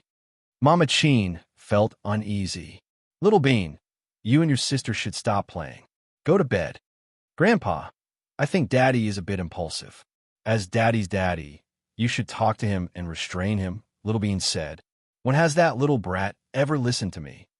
Mr. Chin sighed slightly. Don't worry about them. They'll solve it. Pudding went upstairs with her phone. My sister is too calm. I'm so worried. She's still playing games on her phone. Is she really that careless? Little Bean was worried sick. After the twins showered and went back to their bedroom, Pudding was still playing a popular mobile game. She seemed to be enjoying it. Little Bean talked to her, but she didn't respond. Finally, Little Bean took out her phone and sent Gao Buiyuan a WeChat message. Buiyuan, are you there? It's so late. How can you send him a voice message? Pudding looked at her sister from the corner of her eyes. I have no choice. Gao Buiyuan doesn't know all the words. I can't type to him. That's why I have to send him a voice message. Pudding, okay, you win. Pretend I didn't say anything. You can continue. Pudding continued playing on her phone. Gao Buiyuan, I'm here. I just want to bed. What's up, Little Bean? Little Bean, is your daddy home? Gao Buiyuan, no, he's on duty. What's up? Little Bean, my daddy is in a bad mood and just went out. My daddy only has one friend, and that's your daddy. So I'm asking if they're together. Gao Buiyuan, oh, I'm not sure. My daddy's on duty tonight. He's not home yet. Little Bean, I see. Gao Buiyuan, what's wrong? You look troubled. Little Bean, yeah, it's so annoying. Recently, my daddy and mommy have been fighting a lot. Gao Buiyuan, is it because your mommy had supper with that male doctor? Little Bean, I'm not sure. We didn't hear what they were arguing about. We just saw Mommy leave angrily and go back to Grandma's house. Gao Buiyuan, so serious? Little Bean, yeah, that's why I'm so annoyed. Gao Buiyuan, give me a hug. Don't worry. Everything will be fine. My mommy said that your daddy and mommy are very much in love. Over the years, many people have tried to get in between them, but failed. So, I think you don't have to worry. Little Bean, it's not about getting involved. Haven't you heard of this saying? Gao Buiyuan what? Little Bean, some relationships can withstand storms and waves, but they can't withstand ordinary life. Daddy and Mommy have been through a lot, but they can't withstand ordinary life. I'm worried that they're almost at the 7-year itch. Gao Buiyuan, well, has it been 7 years? Doe, yes, he hasn't been married for 7 years, but he should have been in a relationship for a long time, right? Who knows? It's so annoying. The two little guys were chatting in full swing. Hwamin arrived at Sky Blessing Court at 10 p.m., surprising young Mei Yurong and Jixin. Sis, why are you here? What time is it now? Yeah, I'm working overtime. I'm not going back to South Hill Manor. I have a meeting tomorrow morning, so I'll just stay here for the night. Don't worry about me. Go to sleep. Mian, I'll clean up your room for you. It's okay, Mom. I can do it myself. Huamin wasn't in the mood to chat with his mother and Jixin. He went straight to his room, which he hadn't been back to in a long time. In the basement of South Hill Manor, a maid made a call sneakily. "Hello, Mr. Hua?" They had quarreled again. It was true. Young madam had run away from home and returned to her parents' home. This time, the quarrel must have been quite serious.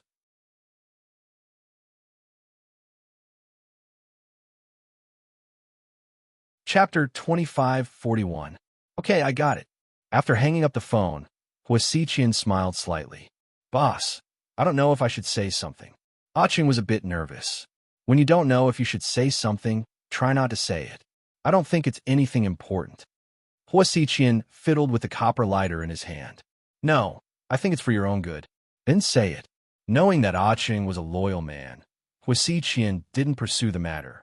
I think it's strange that Miss Hua and Qin Shu are fighting so fiercely and suddenly.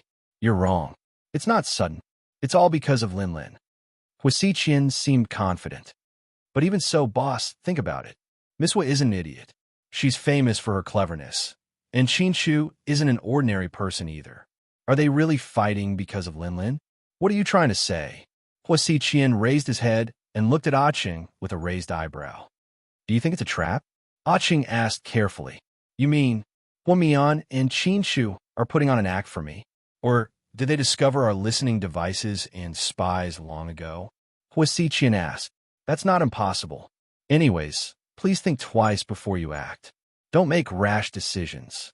Don't worry. I'm not that reckless. That's not my style. So, boss, did you see through them long ago? If that's the case, why did you let Lin Lin continue to put on an act with them? Aching was even more confused. If I don't understand something that even you understand, how can I be your boss? If I'm that stupid, I'd be dead on the streets. Ha! Hua Xiqian smiled proudly. That's good. It seems that I was too shallow. Boss is wise. Aching looked at Hua Xiqian approvingly. After working for his boss for so many years, Aching actually admired Hua Xiqian's character. An adopted son had suffered so much in the Hua family since he was young. In the end, he climbed to the peak of power and eliminated all his enemies step by step. This was not something an ordinary person could do. Hua Xiqian often told Aching and his subordinates that they had to go through hardships in order to rise to the top. Although it was a local saying, the words were crude, but the truth was not crude. Indeed, one had to endure hardships that others could not endure in order to enjoy power that others could not enjoy. That was why God was fair sometimes. Sky Blessing Court Huamin was tossing and turning in the bedroom that he hadn't returned to for a long time. She had never argued with Mr. Hua Xiqian like this before. She didn't know if she would be able to put on a good act for the first time. Would Hua Xiqian believe her? Moreover, he really couldn't bear to leave the twins alone at home.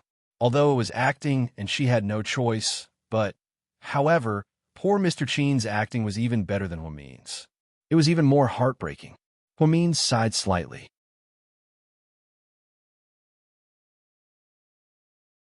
She only hoped that Hua Xiqian would be defeated soon, so that their family could be safe and happy from now on. Even if it was just acting, she didn't want to have any conflicts with Mr. Qin, especially when Mr. Qin was looking at her. His deep eyes hid his love for her. Her heart ached for him, more than anyone else's. At a nightclub, Qin Shu came out after Huamin and went straight out to drink. He sat there alone and ordered an expensive bottle of red wine. Less than 10 minutes after he sat down, more than 10 hot girls came up to hit on him. Mr. Qin coldly rejected them all. He looked down at his watch and felt that it was about time. The person who was supposed to be here would be here soon. Just then, a beautiful figure flashed by the door.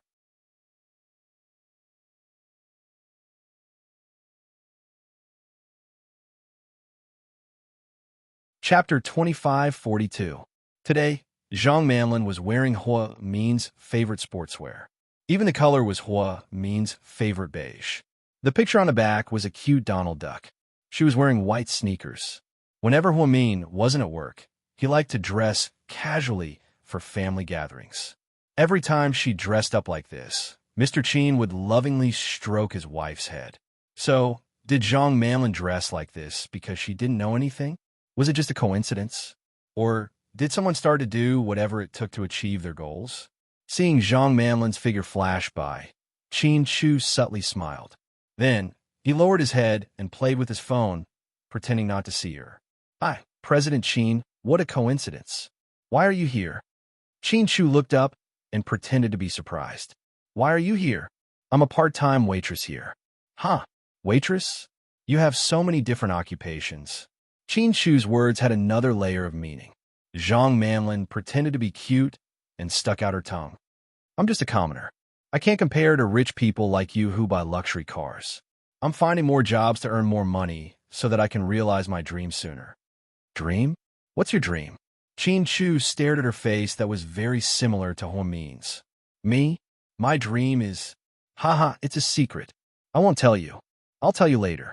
Since we met today, why don't we have a drink? Zhang Manlin suggested.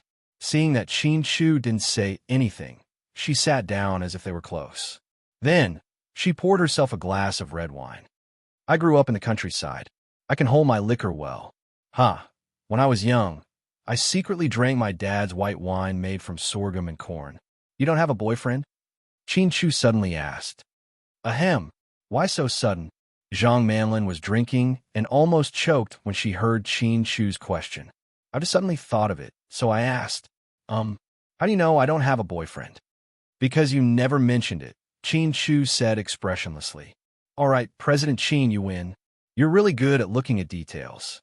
I really don't have a boyfriend. That's why I find it very strange. What's so strange about that? Not everyone is as lucky as our vice director. She met you when she was young, fell deeply in love with you, and ended up together. Qin Chu chuckled. What's with that expression? Did I say something wrong? Zhang Manlin looked at Qin Chu. No, I used to think the same as you.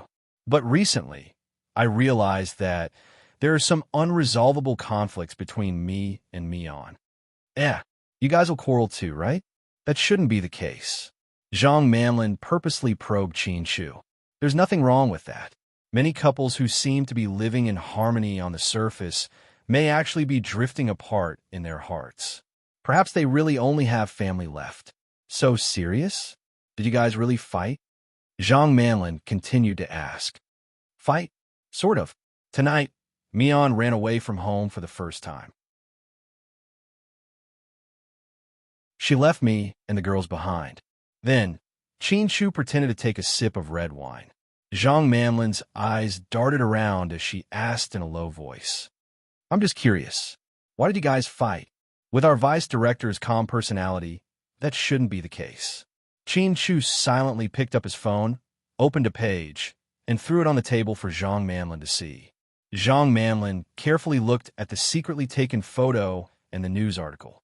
She pretended to be surprised. Did our vice director cheat on her marriage?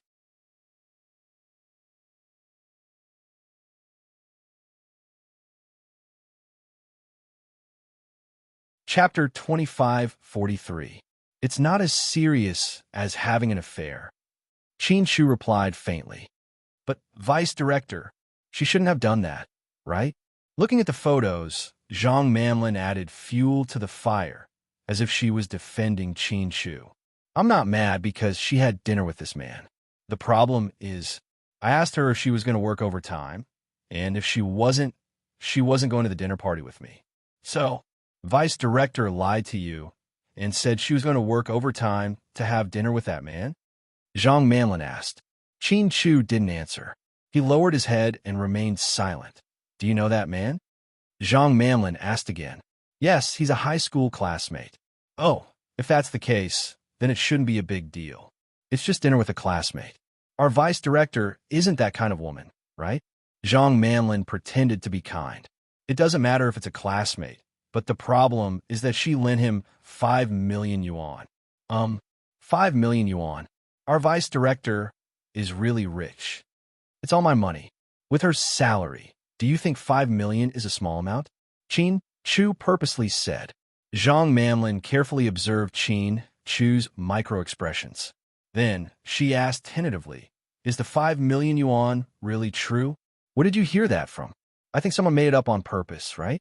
Even if she's rich, 5 million yuan isn't a small amount. Even relatives, might not be able to lend it to her, let alone classmates. President Sheen, I think you should investigate this matter. Don't wrongly accuse our vice director. Zhang Manlin seemed to be asking Huo mean questions, but in fact, she was repeatedly emphasizing this matter, which would only make it worse. I investigated this myself. It can't be fake. You investigated our vice director? I thought. Zhang Manlin purposely paused. What did you think? Qin Chu raised his eyebrows. I thought you two were such a good couple and would trust each other a lot, Zhang Manlin said. Haha, I used to trust her a lot, but recently, she's been coming home late. She doesn't even care about the kids. She just acts like she's unmarried and stays in the hospital every day. At first, I really thought she was busy, so I understood. But then I realized, what did you find? Zhang Manlin asked carefully. I once went with my daughter to deliver supper to her and found out that she had an ambiguous relationship with a male doctor named Lu Zhe. Lu Zhe? Oh, I remember now. It's that tall, rich, and handsome man who drove a dazzling purple Ferrari. But I heard from my colleagues that he and our vice director were classmates. Since they were high school classmates, you should know him. What kind of classmate is that? He didn't even finish a semester. Mian and I didn't have any interactions with him, so Mian's actions hurt me. I was disappointed in her, so I started investigating her. I didn't expect to find out that she even lent Wei Dong 5 million yuan. This, if what you said is true, then I think vice director went overboard. She didn't cherish such a good husband. So, do you still think we're a good couple? Qin Chu looked at Zhang Manlin with sincerity.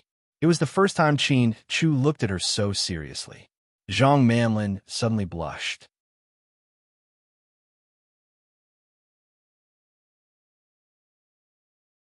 Chapter 2544.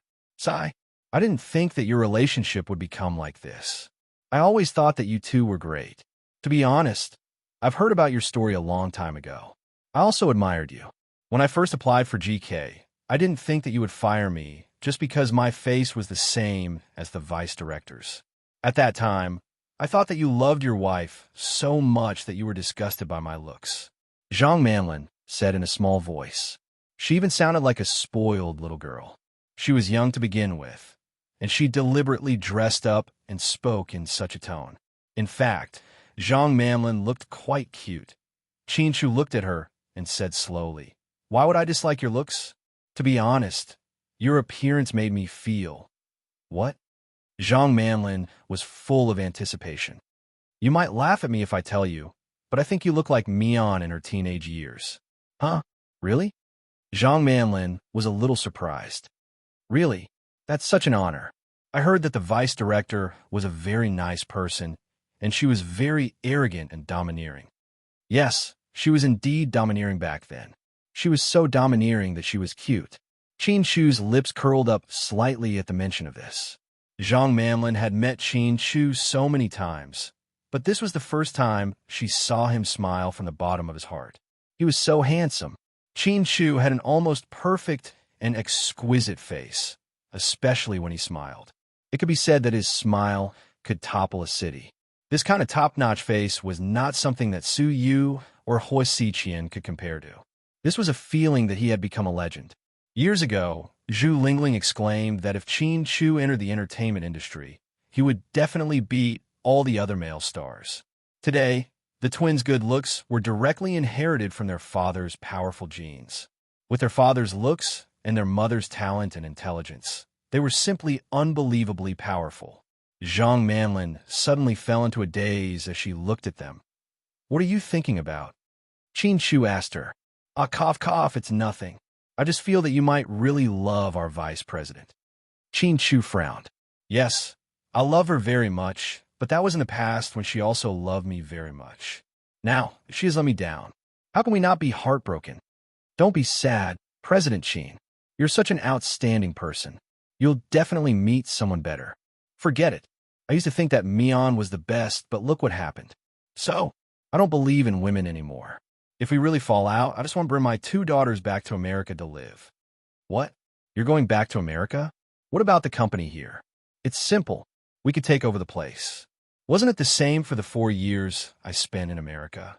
Forget it. Let's not talk about these troublesome things. After saying this, Qin Shu deliberately picked up a glass of wine and downed it in front of Zhang Manlin. Zhang Manlin really thought that he was drowning his sorrows in alcohol. President Qin, if you don't mind, I'll drink with you. Tonight, I'll risk my life to drink with you. After saying this, Zhang Manlin picked up her glass and downed it in one gulp. She was extremely satisfied.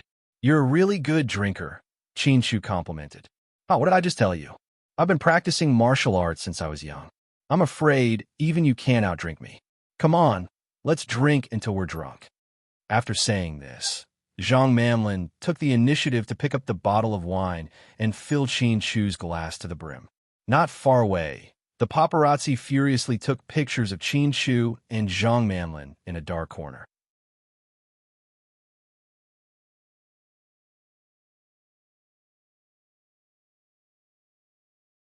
Chapter 2545.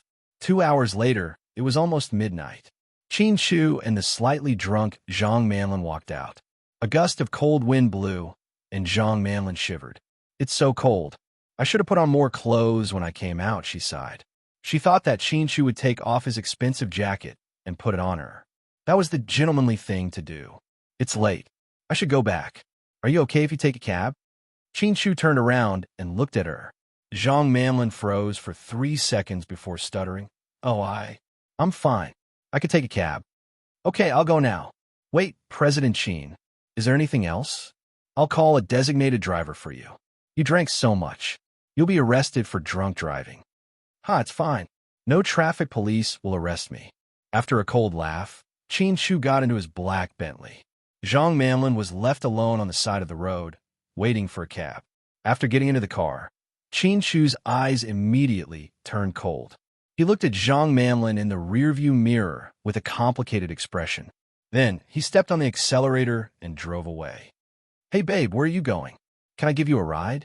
Some men who were waiting for one-night stands approached her. Fuck off. Zhang Manlin was also in a bad mood. She quickly stopped the cab and went back to her place. When she got home, it was almost midnight. She tossed her bag onto the sofa, took out her phone, and dialed Hua Xiqian's number. Zhang Manlin, Big Brother Qian. Hua Xiqian, Lin Lin, how's it going? Zhang Manlin, I just saw him. They really did fight. Hua Xiqian, is it true? You didn't talk about it? Zhang Manlin, I don't think it's fake. Qin Shu looked pretty sad. He even told me a few things about Hua means teenage years. Hua Xiqian, I see. Zhang Manlin. But Qin Shu isn't a gentleman at all. I drank with him all night. I thought he'd drive me home so I could find a chance to get closer to him. I didn't expect him to drive away and leave me to call a cab. Zhang Manlin's tone was filled with dissatisfaction. Hua Xiqian, haha, this is a good thing. Zhang Manlin, Big Brother Qian, why are you laughing? What kind of situation was this? Hua Xiqian, you don't understand. This is Qin Shu's true personality. If he really took the initiative to drive you home and get close to you, it would be too fake. Qin Shu has always been a cold person, so it's normal for him to treat you like this. It seems like he really has a problem with you. Zhang Manlin, yeah, and I don't think they're fighting because of me. Lu Zhe is also involved. Hua Xiqian, Lu Zhe? Is he the new rich kid from the south side? Shao Kai? Zhang Manlin, Big Brother Qian, isn't he one of your people? Hua Xiqian, no. Zhang Manlin, that's strange. I always thought Lu Zhe was another spy you planted at Southside. Hua Xiqian, but he's not. Zhang Manlin, then it's just a coincidence. I heard a bit about Lu Zhe from my colleagues at Southside. He seems to be interested in Hua Min and is always trying to get close to him. Qin Shu even caught him delivering supper to Hua Min. It's true, I know that. Hua Xiqian, this Lu Zhe, it seems like I'll have to look into him when I have time. Is there anything else? Zhang Manlin, oh, there's one more thing. Hua Xiqian, go ahead.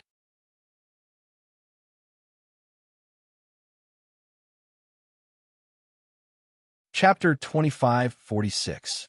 Zhang Manlin. Do you know someone named Wei Dong? Hua Xiqian. He should be Mion's high school classmate. Zhang Manlin. Yeah. Qin Chu told me today that Huamin lent him 5 million yuan. Hua Xiqian, really? Zhang Manlin. Yeah. Qin Chu said he investigated it himself. I suggest you investigate it too. See if it was on purpose or if she really lent Wei Dong the money. Anyway, Qin Chu is very angry because of this. It seems that Wei Dong was interested in Huamin before, so Qin Chu is very unhappy that she lent him money. Hua Xiqian. Okay, I'll look into it. Anything else? Zhang Manlin. Qin Chu also praised me and said that I look like a young Huamin. Hua Xiqian. Haha Manlin, you did well. Zhang Manlin. Big brother Qian, you're welcome. I'm doing what I should. Qin Chu also said that if he and Huamin really get into a fight, he'll take the twins back to the past. Hua Xiqian. I think he's just saying. Qin Chu won't give up on Mian so easily. You can't believe everything he says. Zhang Manlin. You're right, big brother Qian. I'll keep following up. Hua Xiqian. Okay, keep an eye out for him. Also, you need to see him more often. Tomorrow, I'll drop a bomb. Zhang Manlin. What is it? Hua Xiqian. You'll know when the time comes. But after tomorrow, you might be in trouble. Are you scared? Zhang Manlin. I'm not scared. As long as I can work for big brother Qian, I'll do anything. Hua Xiqian. Okay, I won't mistreat you after this. Rest early and keep in touch. Zhang Manlin. Okay, big brother Qian. After hanging up, Zhang Manlin let out a sigh of relief. She was originally a wild girl from a remote village. It was only because she met Hua Xiqian 5 years ago that her fate changed. For the past 5 years, she had been imitating Huamin's style and even her voice. She had even endured the pain of dozens of plastic surgeries just to look the same as Huamin's. After that, Hua Xiqian erased her history of plastic surgery. Even the doctor who performed the surgery was killed by Hua Xiqian. Therefore, other than Hua Xiqian, no one else in this world knew that she had undergone plastic surgery. Even her parents thought that she had changed 18 times between childhood and womanhood. Her classmates also thought that it was because of her makeup. In this regard, Hua Xiqian did a great job. Even Su Yu and Qin Chu didn't find anything suspicious. 5 years ago, Hua Xiqian was able to plant this ticking time bomb, or the last trump card, on Qin Chu and Huamin. It could be said that he had great foresight. South Hill Manor, in the master bedroom. After Qin Chu got home, he went into the bathroom to take a shower. When he came out, he habitually called out, "Honey, are you asleep?" Then, there was dead silence. Only then did he remember that Huamian had gone back to her parents' home. This act was going to be very difficult. However, he also knew that if he didn't deal with Hua Xiqian, Huamin and the children wouldn't have a peaceful life. Therefore, this time, the couple was determined to put on a pitiful act, or rather, a ruse. A few days ago, one day, Qin Chu found that Hua Xiqian's men had planted bugs in Huamin's office and car. Even after one of the maids at home was bribed by Hua Xiqian, Qin Chu didn't immediately uproot them. Instead, he planned to beat them at their own game. That day, the couple had a long private conversation in the study. Qin Chu lay on the bed, lit a cigarette, and carefully recalled the scene that day.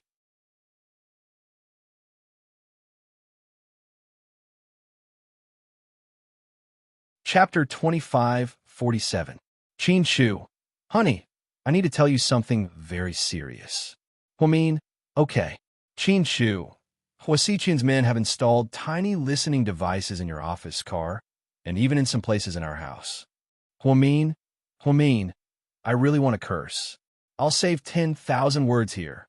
Qin Chu smiled and lovingly patted Huamin's head. Qin Chu, honey, calm down. Huamin, don't worry, honey. I can still calm down. Qin Chu, what I want to say is that Hua Xiqian hasn't made any big moves in years. Now that he's acting out of the ordinary, we have to put an end to it. Huamin, honey, what do you mean?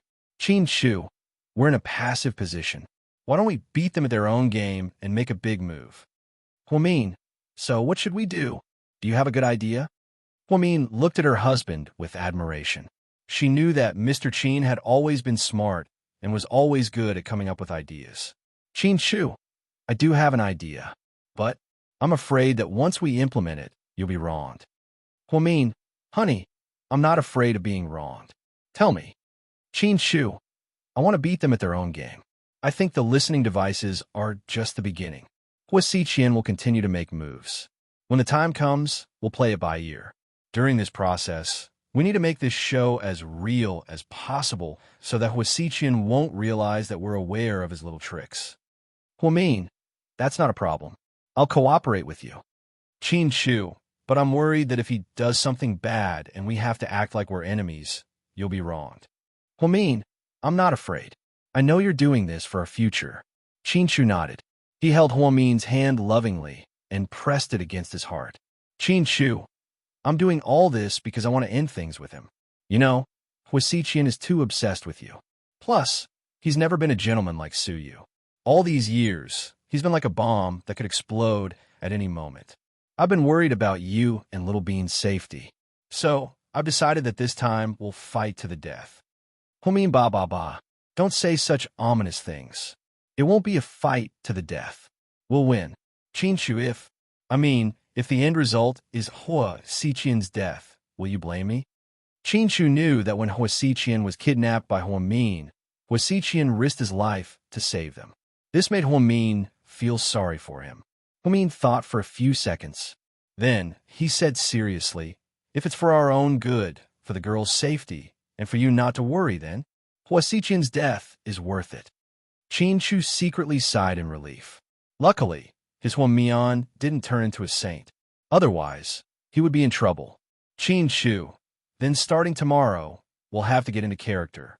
You have to be prepared. Don't let the cat out of the bag. Hua Xiqian is a suspicious person. It won't be easy to make him believe us. We have to make it look real. Huamin, don't worry, honey. Although I'm not an actress, I'll work hard. I won't let you down. Ha! Looking at Hua Min's smiling face, Qin Shu suddenly felt that everything was worth it. Qin Shu, he also installed a bug in our study. Huamin, damn. Then he heard our entire conversation. Huamin was speechless. He looked at Qin Shu with a depressed expression. He pouted like a wronged wife.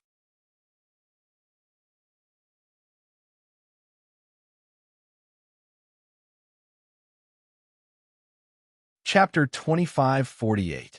Qin Shu's heart almost melted when he saw his beloved wife like this. Huamin almost made him laugh. Huamin, you're still laughing?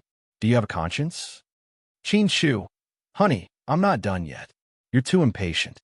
Huamin, hurry up. Qin Shu, although he installed a mini listening device in the study, I also installed an anti-listening device. So, he can hear what we want him to hear, but he can't hear what we don't want him to hear. Don't worry. Huamin, you scare me to death. Qin Shu pulled Huamin into his arms and hugged her tightly. Huamin, what's wrong? Are you horny? Qin Shu, I'm horny every day when I'm with you. Huamin blushed as she nestled in Mr. Qin's arms, quietly enjoying the feeling of being pampered by her husband. Qin Shu, I'm sorry, Mian. I haven't been able to solve this big problem, so I haven't been able to let you and the kids live a peaceful life. Huamin, what are you talking about? Honey, you're already very good. Plus, Hua Xiqian's heart isn't healthy. He's not a normal person, and no one can deal with him. Didn't I say before that we lost not because we weren't smart enough, but because we weren't ruthless enough? Hua Xiqian can treat people's lives like dirt, but we can't. Qin Shu, I understand. Huamin, so, honey, don't feel guilty, please don't. Qin Shu, Huamin, then starting tomorrow, are we going to pretend that we're in conflict? Qin Shu, yes, and it might get worse by the day. In the end, we might even have to pretend that we're going to get a divorce. Huamin, then do we need to get a divorce? Qin Shu, no, I don't want to. Huamin, it doesn't matter. It's just an act. We can always remarry after we get rid of him. Qin Shu, that won't do, even if it's fake. I don't want to divorce you, never. It was obvious that Qin Shu cared a lot about this. In the end, even Huamin couldn't convince him. Huamin, okay, I'll listen to you. Qin Shu, yes, so you have to be more careful during this period. Pay attention to everyone who tries to come into contact with you. Huamin nodded heavily. Yes, I will. Qin Shu recalled his conversation with Huamin and looked at the empty bed. Although he knew it was fake, he still felt uncomfortable. He looked at his phone. It was almost 1 o'clock. Sighing, he got up and took out an unlabeled medicine bottle from a secret compartment in his drawer. Then, he opened the bottle and took out 2 white pills. He put them in his mouth and swallowed them with a sip of water. When he went back to bed, his phone rang as soon as he closed his eyes. He was surprised and happy, thinking it was Huamian. Even though he knew Hua Xiqian was monitoring their phone and listening to their conversation, Qin Shu thought it would be good to hear Huamin's voice. However, when he picked up his phone and saw the caller ID, he was disappointed. He picked up the phone and said calmly, "Ning Ning." "Big brother, are you asleep?" "Not yet." "What's up?" "Yes. Why would I call you so late?" "I know the time difference in China," Qin Ning said stubbornly. "Speak. What happened between you and sis-in-law? Did you guys fight?" Qin Ning asked. "Little Bean told you?" Qin Chu said helplessly. "Huh. I don't care who told you. I just want to know if it's true or not," Qin Ning asked reluctantly.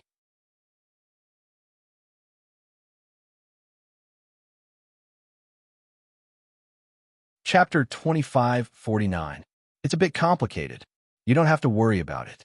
"No, I have to," Qin Ning insisted. "Why are you so disobedient? Do you know what you're doing?" Qin Chu frowned and lectured her. It's my business. It's easy." "Did you do it, uncle?" I'll do it sooner or later." Qin Ning obviously lacked confidence. "Okay, it's late. I'm going to bed." Then, Qin Chu hung up before Qin Ning could say anything. "Hey, big brother, I'm not done yet. What happened to you and my sister-in-law?" Hearing the beeping sound from the phone, Qin Ning was like a deflated balloon. "Ning Ning, what did your brother say?" Tang Chuan asked. "My brother didn't give me a chance to speak," and hung up. Qin Ning looked worried. "Oh, it seems something really happened. It seems Little Bean didn't lie to us." Tang Chuan handed the ice cream he just bought to Qin Ning. Then, he thoughtfully took out a tissue and put it in her other hand. His service was very good. Of course, Little Bean usually doesn't seem to be very serious, but she wouldn't lie about this. "Something must have happened to my brother and my sister-in-law. What should we do? Should I ask? Where's Lord Su?" "Huh? That's good. You should call Su Yu and ask him." Qin Ning thought Tang Chuan's brain worked very fast, and she agreed with this idea. Because of the time difference between China and abroad, it was daytime in the United States and midnight in China. When Su Yu received the call, he wanted to curse. "Fuck! Tang Chuan, come back now, or I'll kill you." Su Yu picked up the phone drowsily. "Ha! After I ask the questions, Lord Su, you can kill me however you want. I'll die without a whole body," Tang Chuan flattered. "What can't you tell me tomorrow? Do you want to die?" Su Yu was also very angry. The feeling of being woken up in the middle of sleep was quite unpleasant. "Huh, Lord Su, calm down. Lord Su, calm down. I really have something important to ask you. Otherwise, would I dare to risk my life to call you?" Tang Chuan flattered him. "If you have something to say it quickly.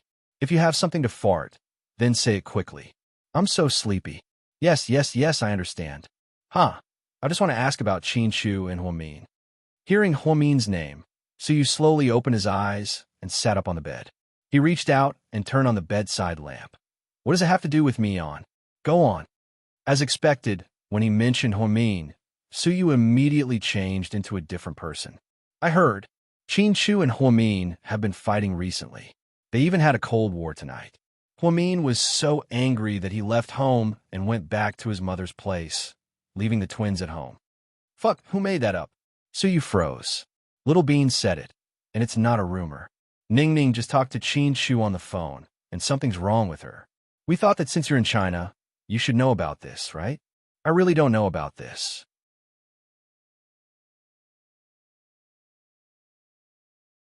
Did Mion really go back to her mother's place?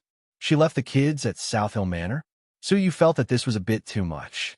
Huamin was a calm person and rarely did something so impulsive. Huamin loved his kids so much. How angry must he be to leave the twins at home and not take them with him? At this time, Su was no longer sleepy. He was worried about Huamin. So, Lord Su, you really don't know anything? Haven't there been any signs recently? Tang Chuan asked tentatively.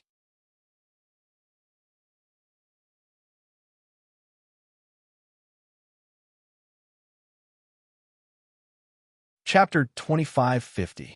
Upon hearing Tang Chuan's question, Su Yu suddenly thought of Zhang Manlin. Lord Su, are you listening? I'm listening. Go on. Oh, I just wanted to ask you about them. But from what you're saying, it seems like you don't know anything either. Yeah, I don't know about Mion going back to her parents' home. Little Bean and Pudding didn't tell you. No, they're smart and know about their parent conflict. If I get involved, it'll be more troublesome. After all, the whole world knows that you have a crush on someone else's wife, Tang Chuan said for Su Yu. Yeah. He openly admitted that Su Yu's frankness was admirable. He never hid anything. I love you. If I want to be good to you, no one can stop me. That kind of domineering care. Then forget it. I'll discuss with Ning what to do. You know that she's always been concerned about her brother and sister-in-law. How's it going between you two? Su Yu suddenly asked. Oh, what else can it be? I'm competing with my old father-in-law. They're so stubborn. It's so frustrating. When are you coming back? Why? Are you lonely? Haha. Tang Chuan laughed evilly. Humph, you'd better stay in the States forever. How's that possible? I'm bored to death here. Let's wait for my father-in-law to cool down, and then we'll go back. I'm going to turn into a hamburger if I continue to stay here, Tang Chuan grumbled. Okay, if there's nothing else, I'll go ask Huamin later. Okay. Tang Chuan didn't get anything out of Su Yu and quickly hung up. Because of this phone call, Su Yu didn't feel sleepy anymore. He even had the urge to call Huamian or send her a WeChat message to ask. But looking at the time, it was really late. He didn't have the heart to disturb Huamin. Everything could only wait until dawn. Huamin didn't sleep well that night. She knew that if she wanted to make it look real, she had to be ruthless. Therefore, as a mother, she could not bear to leave the twins behind for the first time. She lay in bed and thought of her husband and daughters. She almost cried. Huamin barely held on until dawn. At 5:00 in the morning, Huamin got up and went into the kitchen to make breakfast with his mother. Mian, did you have a fight with Qin Chu? Yang Meiyerong asked. No. Then why did you come back in the middle of the night? How long has it been since you stayed here? Huh. I already said that I'm working overtime. Mom, don't be so sensitive. Huamin gave a perfunctory reply. Don't lie to me. I gave birth to you. How can I not know what you're thinking? Yang Meiyerong obviously didn't believe it. Huamin was about to explain when her stomach suddenly felt uncomfortable. She felt nauseous and wanted to vomit. Ugh.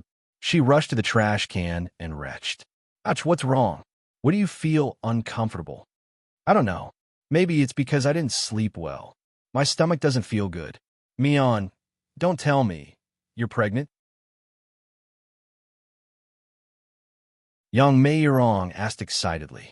Huamin froze. Then she thought carefully and shook her head. No, I had my period last month. What about this month? Did it come? This month, Before Huamin could finish, Jixin rushed in. Sis, did you see the news? What's wrong? Something big happened. Your husband is in the headlines. Jixin handed the phone to Huamin with a terrible expression. Huamin glanced at it, and her face immediately darkened.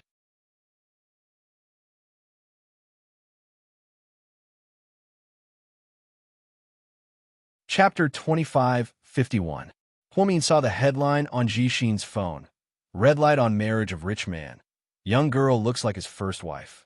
There was a blurry photo attached, but Huamin recognized Qin Chu's side profile right away. She couldn't think of anyone else other than Zhang Manlin who looked like her.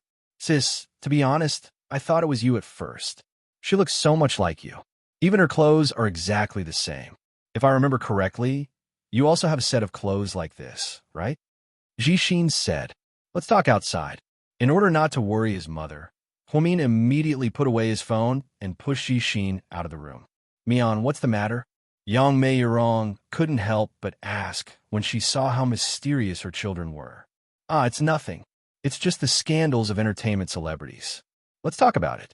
Mom, you can continue making breakfast. I want to eat potato cakes.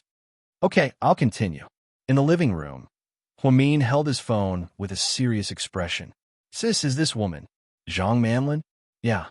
Huamin nodded. Damn, this woman is a bitch. I knew it was her. Bella was right. Jixin immediately became angry. What did Bella say? Huamin looked up at his brother.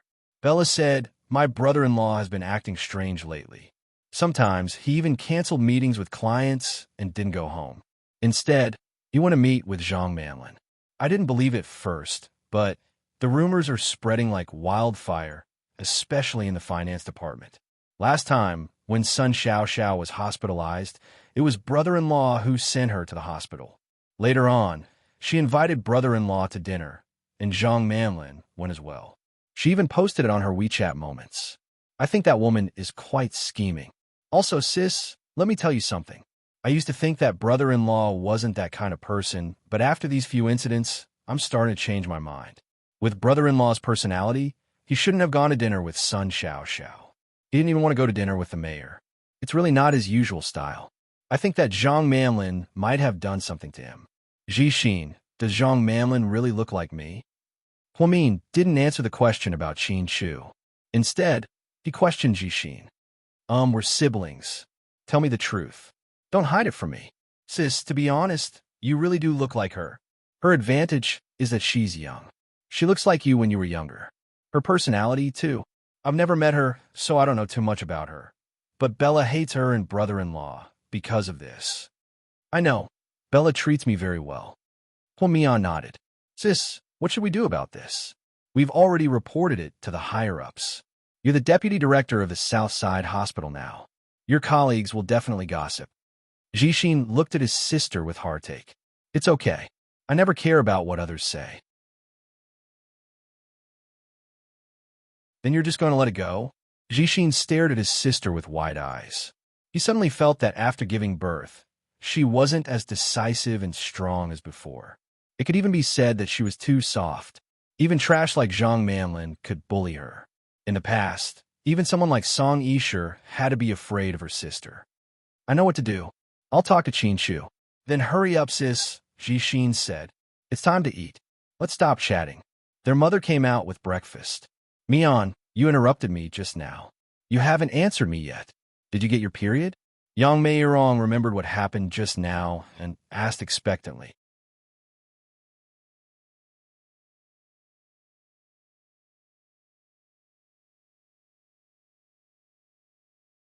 Chapter 2552. After a moment of hesitation, Huamin said, Yes, I just got here a few days ago. Oh, then you're not. His mother was a little disappointed. Mom, what's wrong? Sis is pregnant again? Jixin was confused. No, I'm misunderstood. I thought you were.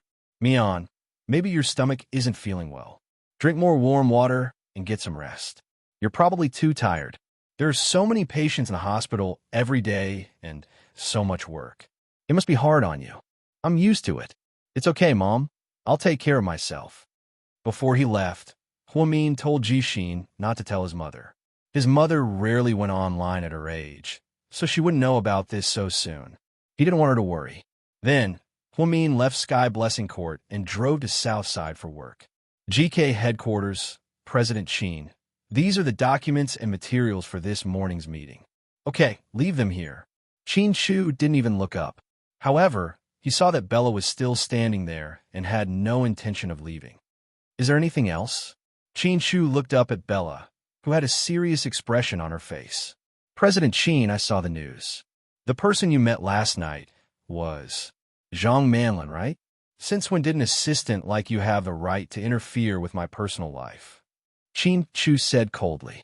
As your subordinate, I shouldn't interfere with your personal life. However, President Hua and I have a good relationship. We're not just colleagues, we're also friends. In the 4 years that you weren't around, I watched Huamin take care of the twins and the company. She went from a gentle woman to a strong woman. She did so much because she loves you. So, Qin Chu raised his eyebrows. So, I don't think you should do anything to hurt her. Is she the only one allowed to hurt me? Qin Chu asked. Bella didn't know what to say. We don't need outsiders to interfere with our business. I know. Go out. There's nothing else for you to do. Qin Shu waved his hand and sent Bella away impatiently. President Qin, when will Assistant Yang be back? Bella suddenly asked. What is it? When Assistant Yang comes back, I'd better return to my original position. I feel that this assistant position is not suitable for me. Bella was obviously angry with Qin Shu. Qin Shu didn't know whether to laugh or cry. Who asked her to be so close to Huamin? Okay, we'll talk about it when Xiao Yang comes back. Hold on a little longer. Qin Shu thought that his brother-in-law might also see the news in the morning and rush into the office to argue with him. But unexpectedly, nothing happened. During lunch break, Bella didn't see Jixin in the cafeteria, which was rare. He couldn't get through to him either. Southside Sanatorium Finance Department Zhang Manlin chatted happily with her colleagues and was about to head to the cafeteria for lunch. Excuse me, which one of you is Zhang Manlin? Jixin stood not far from the door in a black suit. I am. Zhang Manlin stood up. Oh, it's you. Can we talk in private? Do I know you? Zhang Manlin was very cocky and arrogant. You don't know me, but the person you met last night is my brother-in-law, Huamin. She's my sister. Oh, he's the vice director's brother? Yeah, he's quite handsome in person. It seems like he's not here with good intentions, the colleagues whispered. Zhang Manlin smiled. Okay, let's talk. Then she followed Jixin to a secluded area on the other side of the hospital. The colleagues behind them looked at them as if they were gossiping. They thought that this was going to be very interesting. They wondered if Zhang Manlin would be slapped by the vice director's brother. You're tuning into the Romance Rendezvous YouTube channel.